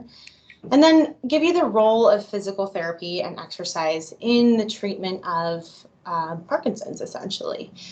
Kind of going into a deeper dive into what Dr. Anderson already mentioned in the past. And then also give you some research involved with that as well. We'll talk about different types of movement that is important for you as a person with Parkinson's. And then the most important part is to provide you with useful resources, those tips and tricks and everything that you can go forward, be confident in living a healthy lifestyle with Parkinson's. And I know we just took a break, so hopefully everybody's awake and ready to move and everything. But if you've been on the couch for 3 hours and you're about to fall asleep, this is your main takeaway. Yes, Parkinson's disease is progressive by definition, but we're here to tell you that no, this does not mean that all symptoms have to be worsened with time. It's not inevitable. And kind of, we want to really, really press the point that each person's Parkinson's story is different. So your symptoms are going to present differently than the person that is next to you on the screen, kind of thing. So kind of brushing over those major movement impairments. We kind of break it up into the primary and the secondary. So the primary is the ones that are directly affected by the disease process. That's the bradykinesia, the slowness of movement, tremor, which is a lot of the time is one of the most common first symptoms. rigidity, which happens in your arms, your legs, your trunk, that limits the range of motion, your impaired balance reaction. So your ability to catch yourself if you're falling or something, that's impaired quite a bit. And then gait deviations, looking at the shuffling of gait, the festination, or even like the decreased arm swing going on. And that can lead to the secondary impairments such as back and shoulder pain. A lot of the population, just general population, have back and shoulder pain, but that's even more prominent with, not physical therapy, Parkinson's. Then also poor posture, so that's that kyphosis posture that we might see, and then an increased fall risk from those impaired balance reactions, as well as deconditioning. That can come from an increased fear of falling, so that makes you not want to move as much, and that can kind of decondition your body, decrease strength, things like that. So big question is, what can we do to help? So as movement specialist, what can we tell you? What tricks can we give you? Physical therapy, in general, both Jillian and I do one-on-one treatment here at Providence, 45 minutes. And the first session is looking at identifying those primary and secondary impairments that you are more prominently affected by. And this is going to be different for every single person. Our job is then to inform you and your loved ones on what that means for you. And then also intervene, which is the fun part. Getting moving, exercising, giving you different lifestyle changes, which we'll kind of go over a bit later. And then cultivating independence is an awesome thing that I love to kind of push with my patients in physical therapy, is making sure that you guys feel confident moving forward with these exercises. You have your exercise program, we develop that for you, but then you're okay going off by yourself because you feel confident that you can continue that. And then we want to be there for support as needed. So coming back for like a 6-month checkup kind of thing, 2 to 3 visits, just to address specific goals that you might have, whether it be improve your golfing game or pick up your grandchild, whatever you got going on. So a lot of it is when you start physical therapy too. A lot of people, if we're looking at this little arrow, that's like the continuum of Parkinson's, the traditional thought of it. Know that this is going to be a different story for you. So you might not even progress from the yellow early symptoms to the green or the blue. You might hang out in the early symptoms quite a long time. So that progression is going to be different for everybody. But for physical therapy, we see a lot of people that come in right at the start of the green. So that's when you first start noticing those limitations. Maybe you're starting to fall more and things like that. That's great. We love to see you at that point. However, if we see you earlier, we can work on the prevention strategies of that, which we'll get to a little bit later. Let's see. And this is the piece de la resistance for us. We love movement. We love exercise. And exercise can have so many benefits for you, whether it be improving your muscle strength, improving your cardiopulmonary system, fighting that little thing in the bottom left called corona. So improving your immune system. And then that little brain with the sparkles on it in the middle on the bottom is a representation of how exercise, especially that high intensity exercise that Dr. Anderson was talking about, can drive neuroplasticity. So your neurons can help improve their ability to make new connections, circumnavigating those areas that are affected in your brain from Parkinson's so that you are better able to move. And then that little hand over there is just fighting the progression of the primary impairments we talked about earlier, and then avoiding those secondary impairments. So it is very, very overwhelming to start an exercise program if you don't know anything about it. There's so many different exercises out there. So it's our job now to kind of give you a taste of what is best for you.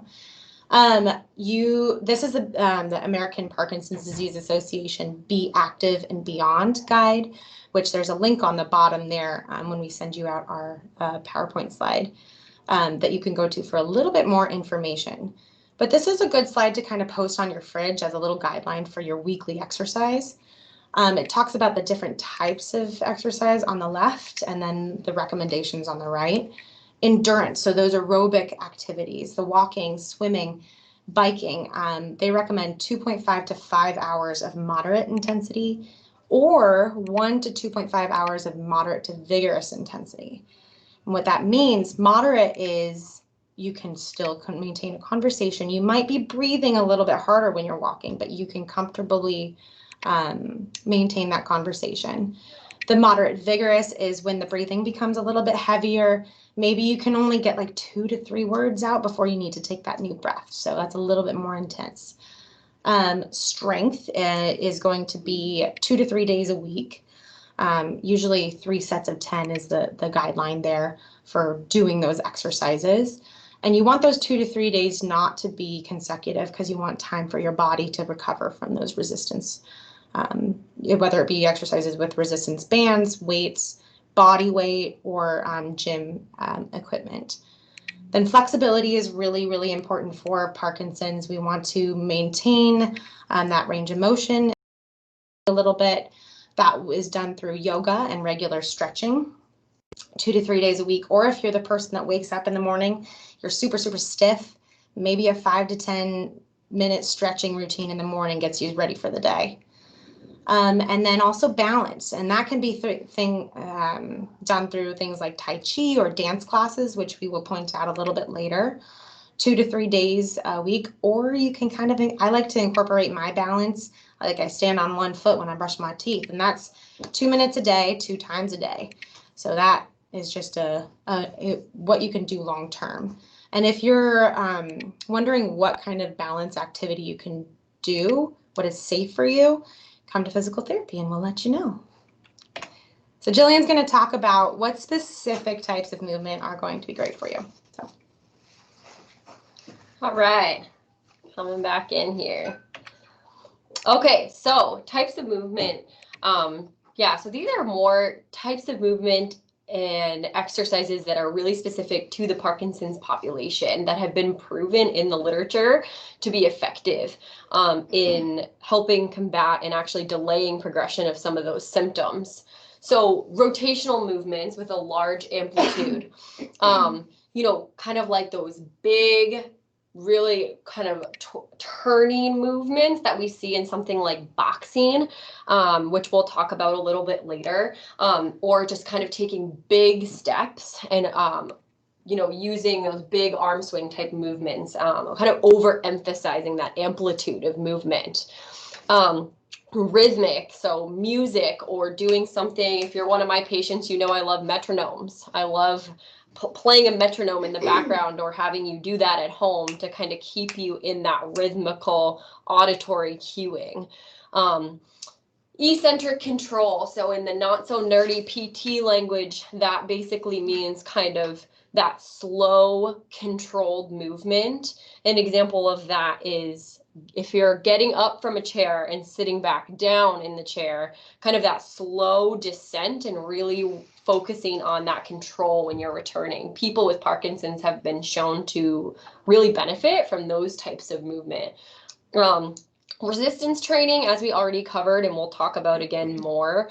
And then auditory cues out loud. So there was actually a really interesting study that showed that when people with Parkinson's were given auditory cues from a therapist versus actually giving themselves that auditory cue, the patient did better when they said the auditory cue themselves. So again, if you're one of my patients, you know I like to say big step out loud, but I like to have you say it because then that kind of helps build that pattern and there's that carryover and consistency for you to keep doing that at home on your own.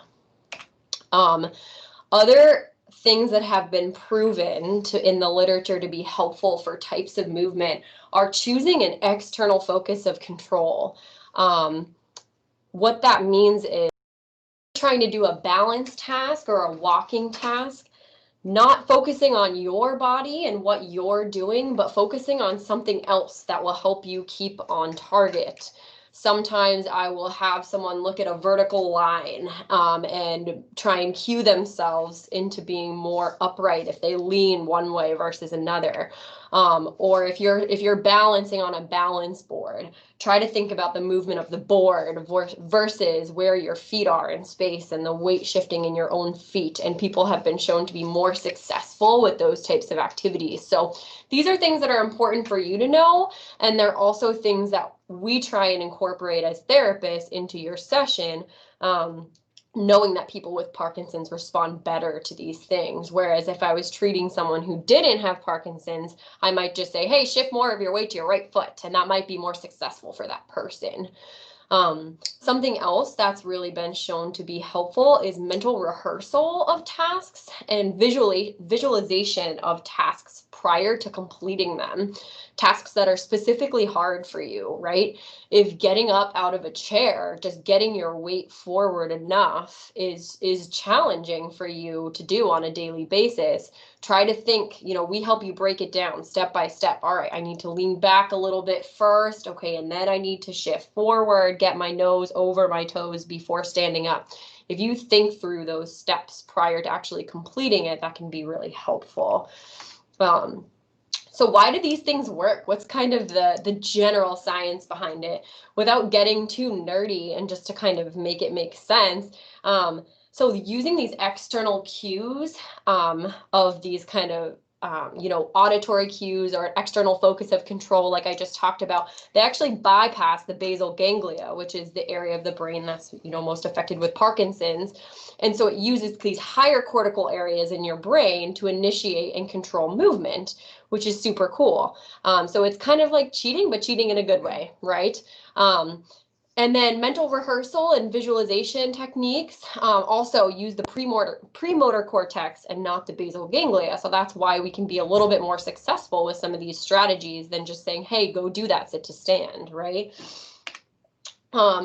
So resistance training, why does this work? It actually increases the effectiveness of dopamine in your brain, which is really cool. And so when dopamine is doing a better job, right, it can delay the progression of the disease itself and kind of minimize some of those symptoms that come along with Parkinson's.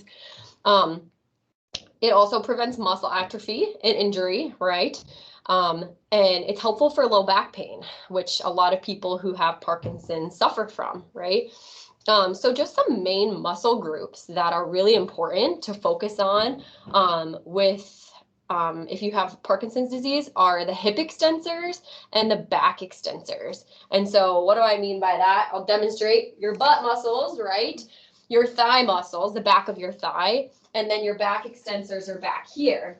A lot of the time, we attribute having Parkinson's disease to someone who looks a little bit more like this.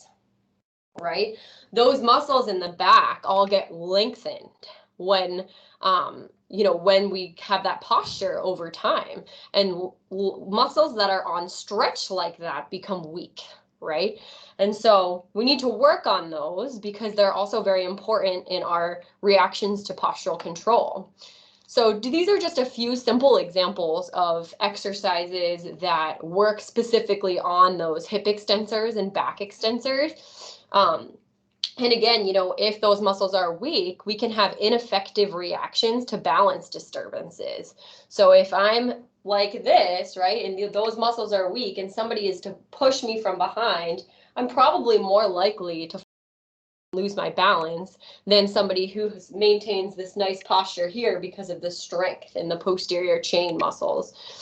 So it helps also decrease your risk for falling. Something I like to point out just about medication. So you may or may not take Sinemet or carbidopa, levodopa for your Parkinson's. But something I just like to mention to people is to kind of get a general awareness of when your medication is affecting you the best and when it's not working its best for you. And what I mean by that is, let's say that you're someone who struggles standing on grass outside. Your dynamic balance in that sense, because the grass is uneven, is hard for you, but you can do it sometimes. It may be a good idea to not go outside and try and mow your lawn and do all your yard work if you're due for your Cinemet in 10 minutes, right? Because then that medication is not necessarily helping you the most that it could be. Maybe you took it an hour ago and you're really feeling the benefits of it. That might be a good time to, if it's safe for you, of course, to try and do that. So that's something I always like to talk to people about, is that your balance exercises might look very different depending on when you took your medication, or just kind of the day that you're having. And that's okay. Kind of always meet yourself where you're at, and, you know, just kind of keep a log of that, knowing how you feel at different times. All right, this buzzword. I think it's so funny and interesting to talk about balance, because a lot of patients and people in general just think this balance is like this inbuilt system that we can't change all of the time.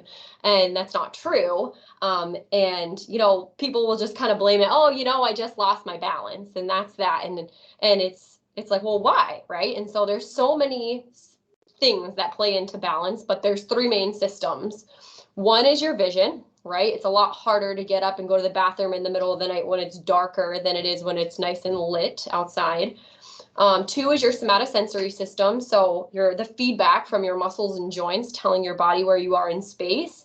And then three is your vestibular system. So there's certain areas of your brain, and then both inner ear systems also play a role in your balance.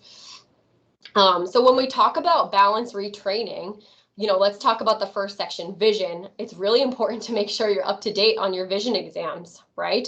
If you need to wear glasses at certain times, make sure you're actually doing that. Make sure you've seen your eye doctor recently and that's all taken care of.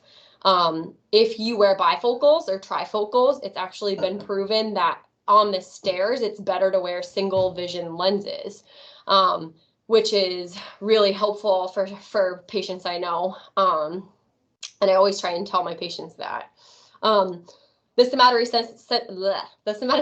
system is kind of our jam, right? That's getting your muscles stronger, working on those balance reactions and your joint receptors. And then the vestibular system, you know, it's not always that people who have Parkinson's have vestibular deficits, but it's very common that people with Parkinson's have vestibular deficits.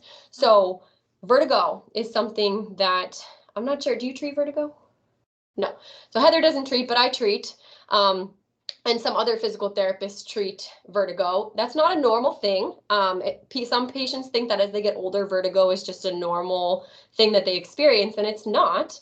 It's something that we can probably help you with, or at least direct you in the right direction, and we can treat you for. So, and then, yeah, so just, you know, sometimes not just knocking those things to the side and assuming that they're just a normal part of the aging process. And then dual task training, which is a screen and one of the tests that we commonly do called the mini best, where we look at how your cognition is when you're walking, right? We ask you to count backwards while you're doing a walking test, and we see what suffers. Does your gait suffer? Does your balance suffer? Or does the cognition aspect of it suffer? Can you not do it when you're walking?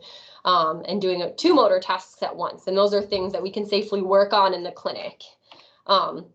Just a couple quick examples of balance exercises. So standing on a foam pad that throws your balance off, you know, with eyes open or eyes closed, depending on what your assessment looks like. So if you're someone who's very visually dependent, we might work on some eyes closed stuff. If you're someone who has a little bit more of that vestibular issue with the head movement, we might work on walking with turning your head in different directions and kind of get some more exposure to that. Fall prevention. You guys all knew this one was coming, right? We always talk about falls. Same thing as balance, very, very multifaceted, what can contribute to a fall. I put some of the most important things here on this slide, but some very simple things that are easy, quick changes to make are staying hydrated. This is way more important than one thinks. And so many of my patients I talk to are just not drinking enough water, especially during the summer months. So making sure that you're getting, 7-8 cups of water a day, very generally. Making sure that you meet with your primary care doctor or a pharmacist to discuss your medication list, and talk about, hey, am I supposed to be taking all of these? Was this just a temporary one I'm still taking? Do I have to take all of these? Can I switch this one to something else? I feel like sometimes we get very complacent with things like that, and then these side effects can sometimes just become a part of our life when maybe they don't have to be. So just really going through that medication list, because those side effects of dizziness and things like that can be really tricky. Night lights, especially getting up in the middle of the night to go to the bathroom, making sure you have a well-lit environment from your bed to your bathroom. Sleep hygiene, so just really having a good sleep schedule, and if you need medication help with that or something like that, talking to your doctor. That sets your mood for the whole day, your tone for the whole day. It's so important to get good rest at night, so that needs to be a priority. Knowing how to safely get on and off the floor, a floor transfer. I practice that with a lot of my patients in the clinic when it's appropriate and safe to do that. Glasses, making sure they're clean, having the appropriate prescription.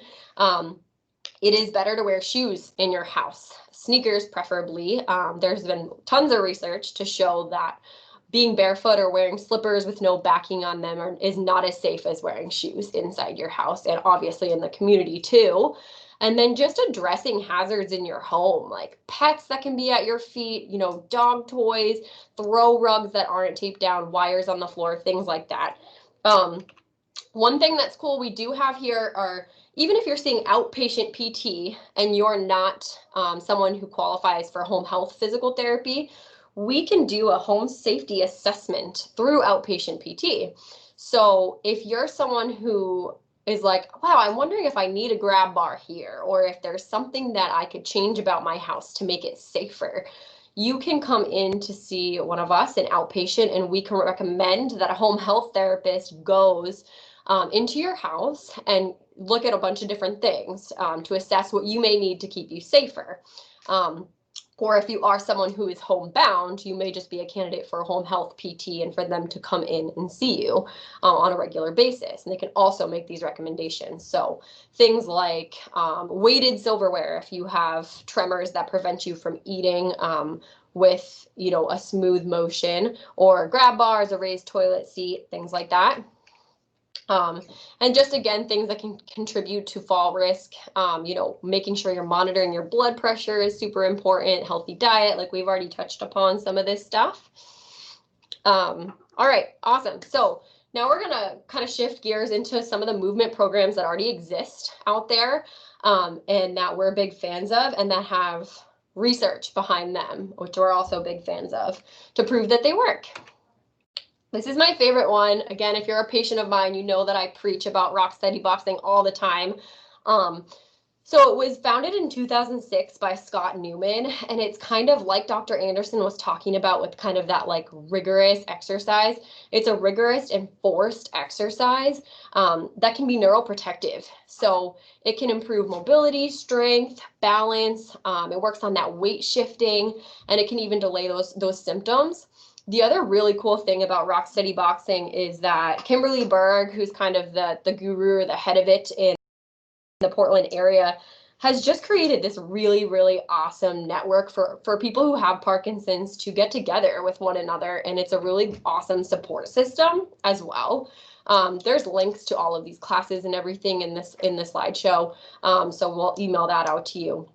But the typical class begins with a warm-up and then various exercises for flexibility, balance, jumping rope, weightlifting, and of course boxing. And something I want to mention is that this is for everyone. Like, this is all different levels of functioning. I know we think of boxing like two people kind of battling it out, right? And that's not necessarily what this is. It's really tailored towards all different people, all different functional levels, and breaking it down. So yeah, so there's a link to all the classes in Oregon. Currently, they're doing virtual classes. I know she's also doing some one-on-one stuff right now, but the typical in-person classes with the big group are obviously not happening. because of COVID. So, and I just included this little survey that I thought was really cool because it was recently done in April. 99% of participants recommended to others, and just people reported improvements in their social life, their fatigue, fear of falling, depression, and anxiety. So way more benefits beyond just the physical benefits. Yeah, and then Heather's going to talk a little bit about the cycling. Hello again. So cycling is another one of those things that a lot of people in the Northwest are really into. And there's a lot of research that backs it up for improving those motor symptoms in Parkinson's. Pedaling for Parkinson's is a program that they do in-person classes. I know there's a YMCA in Salem if you're in that area that does it, but they also do virtual classes, which is in that link below there. It was started by Dr. Jay Alberts of Cleveland Clinic. He's a neuroscientist there, and his buddy Kathy Frazier. And Kathy Frazier is a person affected by Parkinson's. And what they did is a race on a tandem bicycle, which you'll see on the top there, across Iowa, I believe it was. And by the end of that week, Kathy Frazier actually reported, she's like, my motor symptoms have improved so much.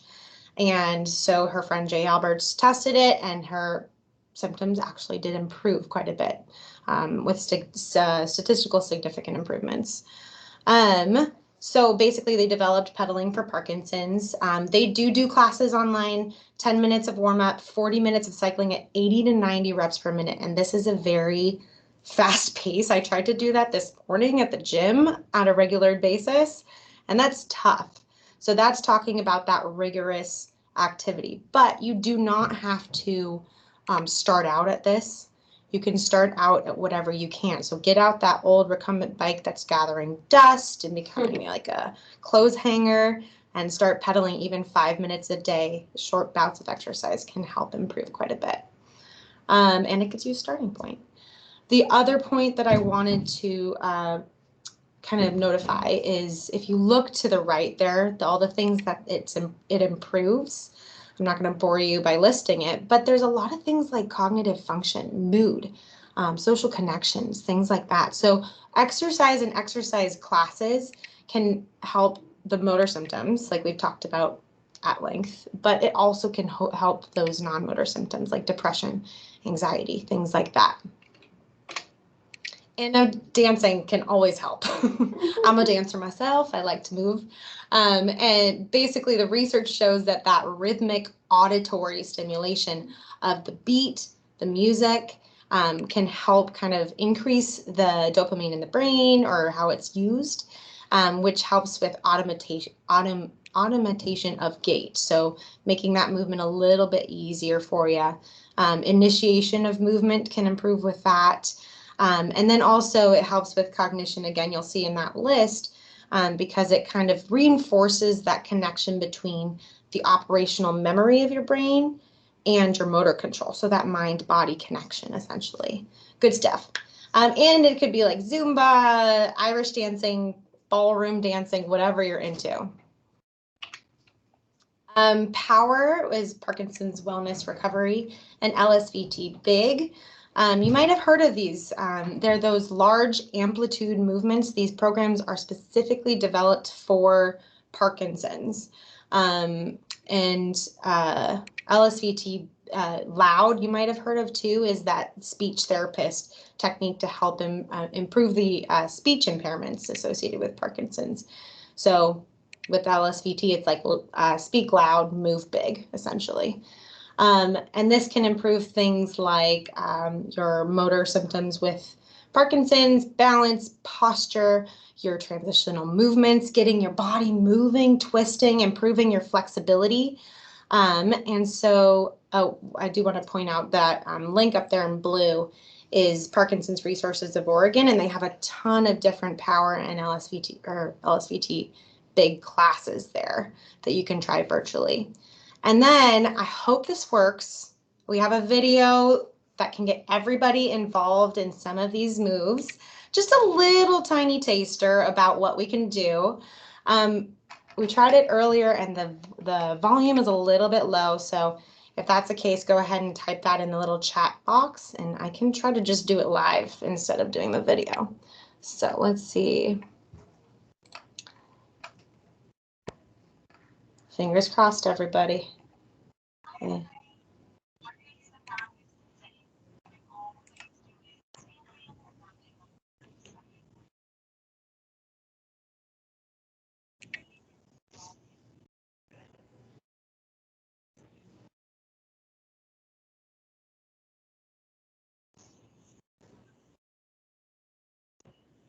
And you can kind of watch me and follow along as you want.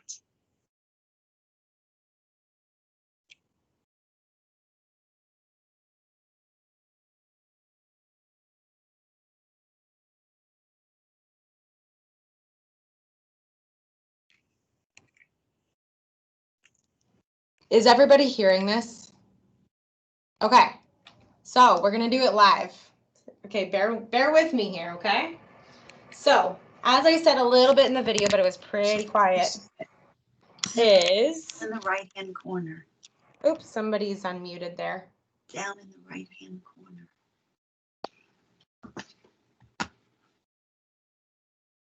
Do you see me full screen now?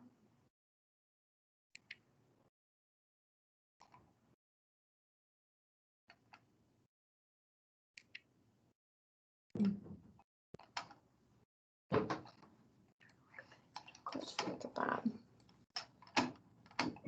Uh-oh. Hello? I pinned you, and so now you are full screen, but we're looking from the lips down. Lips down. Oh, sorry, guys. Yeah, if you back up. Okay. Is that better? See me now? Yeah, we got your nose down to the shin. Oh, okay. Perfect. Yeah, that's So okay. that's okay. So what you can do is kind of move with me. We're going to do these big amplitude movements, kind of working on all different aspects of getting at those symptoms associated with Parkinson's. So the first one is going to be a power up. Second one's going to be a power twist. Third one's going to be a power rock.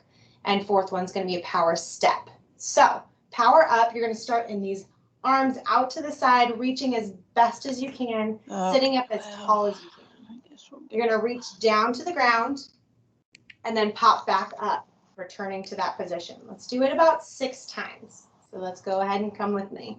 Let's go down and 1. You're going to count with me too. That's that big loud. 3, 4, 5, 6. Right, well, Okay, we're going to keep our arms here and do the power twist. Twisting all the way to your, let's see, right side. So you're going to twist and clap over to the right. And open. Good. And left. And go with me. We're going to do 6. 1, 2. Bigger each time. 3, 4, 5, and 6. Good. Now the power rock. We're going to reach your left hand all the way up to the top of the ceiling there. Right hand all the way to the floor corner. You're going to shift all of your weight over to the left too. So you're going to shift to the left, come together, shift to the right. 6 of them. Let's go. 1 together. 2 together. 3 together. 4 together. 5 together. 6 together. And last one, we're going to do a step. So this is using our feet. We're going to step to the left and then together. Right, together. Let's go for our last 6. Ready? Go. Left, together. 2 together. 3 together. Louder, bigger. 4 together. 5 together. And 6 together. And do remember too that these power moves can be done in standing. They can be done in laying down on your stomach or your back, all 4s. Just kind of getting at what movement is most difficult for you. So, all right. Theresa, are you able to switch it back to our PowerPoint there?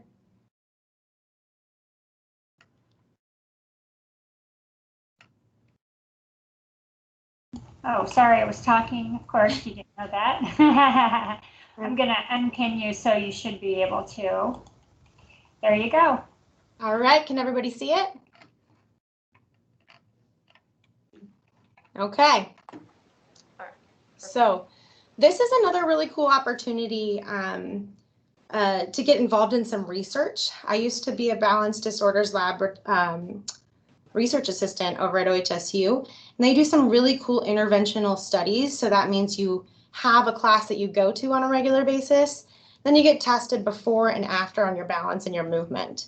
The one on the green on the right, the Sparks 3, is a phase 3 clinical trial. They're doing it all throughout the world at 30 sites. And that involves you doing a higher intensity treadmill program. The one on the left here involves you wearing some sensors that you'll see on that little ankle brace there. And that kind of looks at your falls. It can pick up your falls. So you wear that for 7 days, and that gives us a lot of information about how you walk, how you move, and what leads to falls, essentially. Then the one on the right is looking at another interventional study, so a movement program that you can do to work on improving turning. So if you're interested in any of that, their research assistant is Graham Harker, and his number is in the bottom right of that screen. So it's kind of fun. All right. Hope you guys are all hanging out with us. And we're almost there. We're almost there at the end there. All right. So Parkinson's and mild cognitive impairment. So mild cognitive impairment is a common feature of Parkinson's disease. So kind of those difficulties maybe with memory or executive functioning, things like that. And there was a really cool research study done that showed that 30 minutes of moderate exercise 5 days a week can help prevent or delay Alzheimer's dementia in those with mild cognitive impairment. This study was not done just on people with Parkinson's disease, but it was done on people with mild cognitive impairment, which again is a prominent feature sometimes. So that's really cool. And it didn't actually have much of an effect on just the normal population, but it just kind of demonstrates what we're saying. Exercise is neuroprotective, not only for movement, but for cognition as well. And then I just put some examples at the bottom of what moderate exercise might mean, right? We talked about it a little bit before, but I think it's good to have some solid examples. So 30 minutes of walking, keeping your heart rate about 50 or 60% above resting, or biking or walking about 5 miles or 2 miles, respectively, in 30 minutes. You know, that will look a little bit different for everyone, but those are just kind of some general guidelines as to what that might look like. And then we just kind of wanted to shout out our other team members who are so important in helping treat people who have Parkinson's disease. Occupational therapy. Sometimes people just don't know their role so much. So they're really helpful in helping you with activities of daily living, your dressing, you know, certain types of transfers, and maybe some more fine motor tasks. If you like to knit or make jewelry or things like that, and that's harder, there's some adaptive equipment and strategies they have to help you with that. And then our SLPs, our speech and language pathologists. So when patients hear SLP, sometimes they just start thinking about speaking.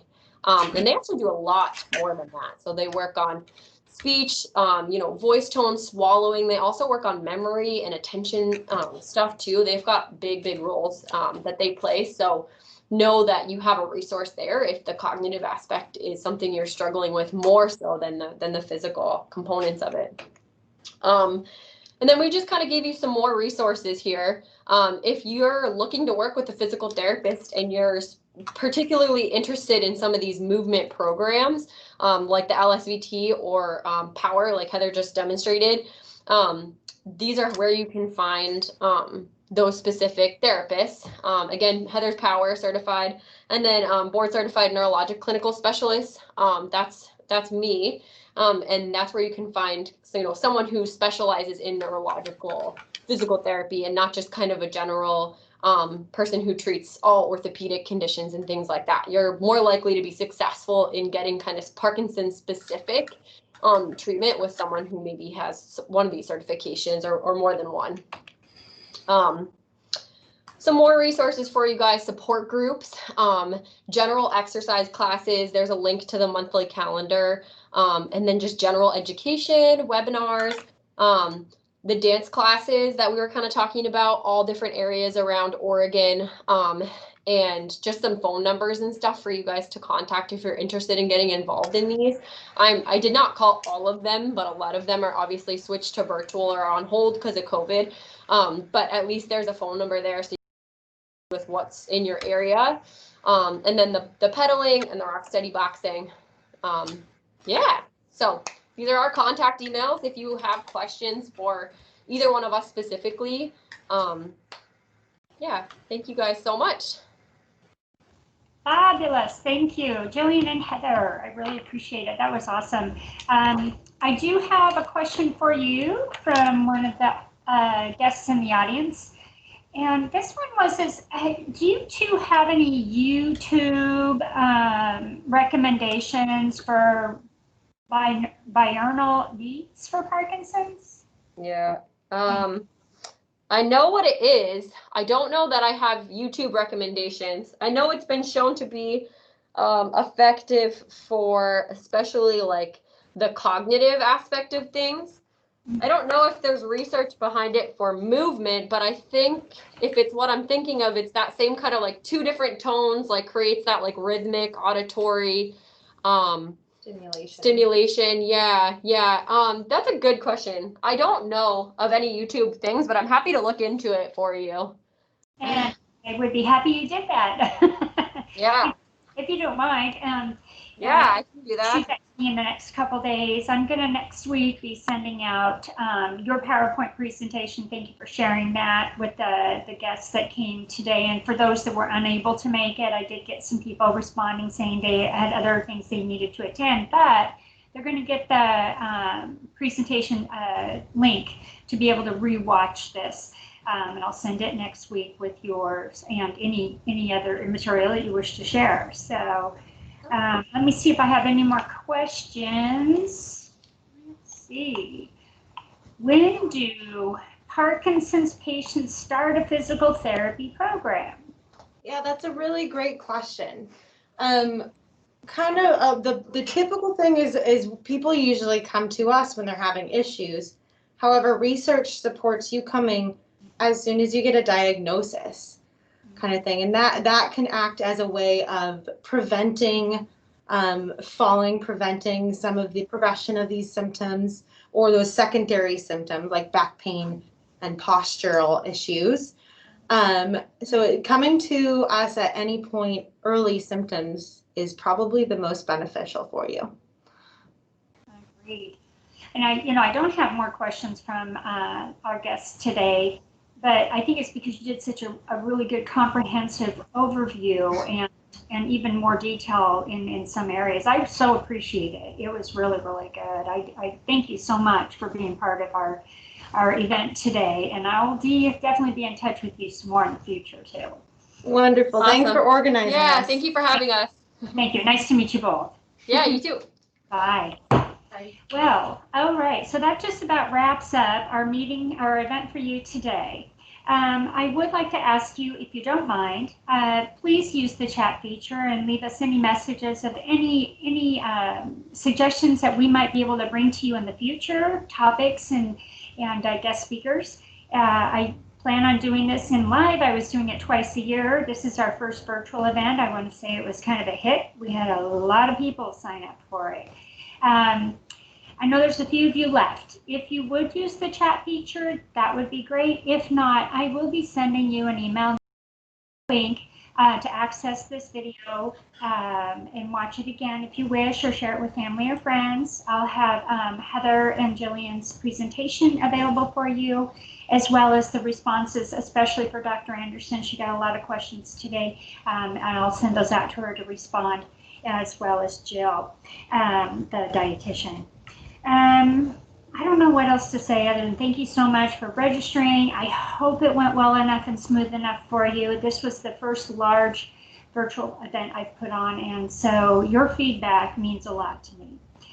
Other than that, I want to wish you all a really good day. Thank you very much again, and I hope to see you again. Thank you.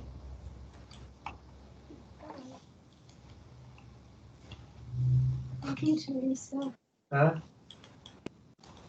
Good.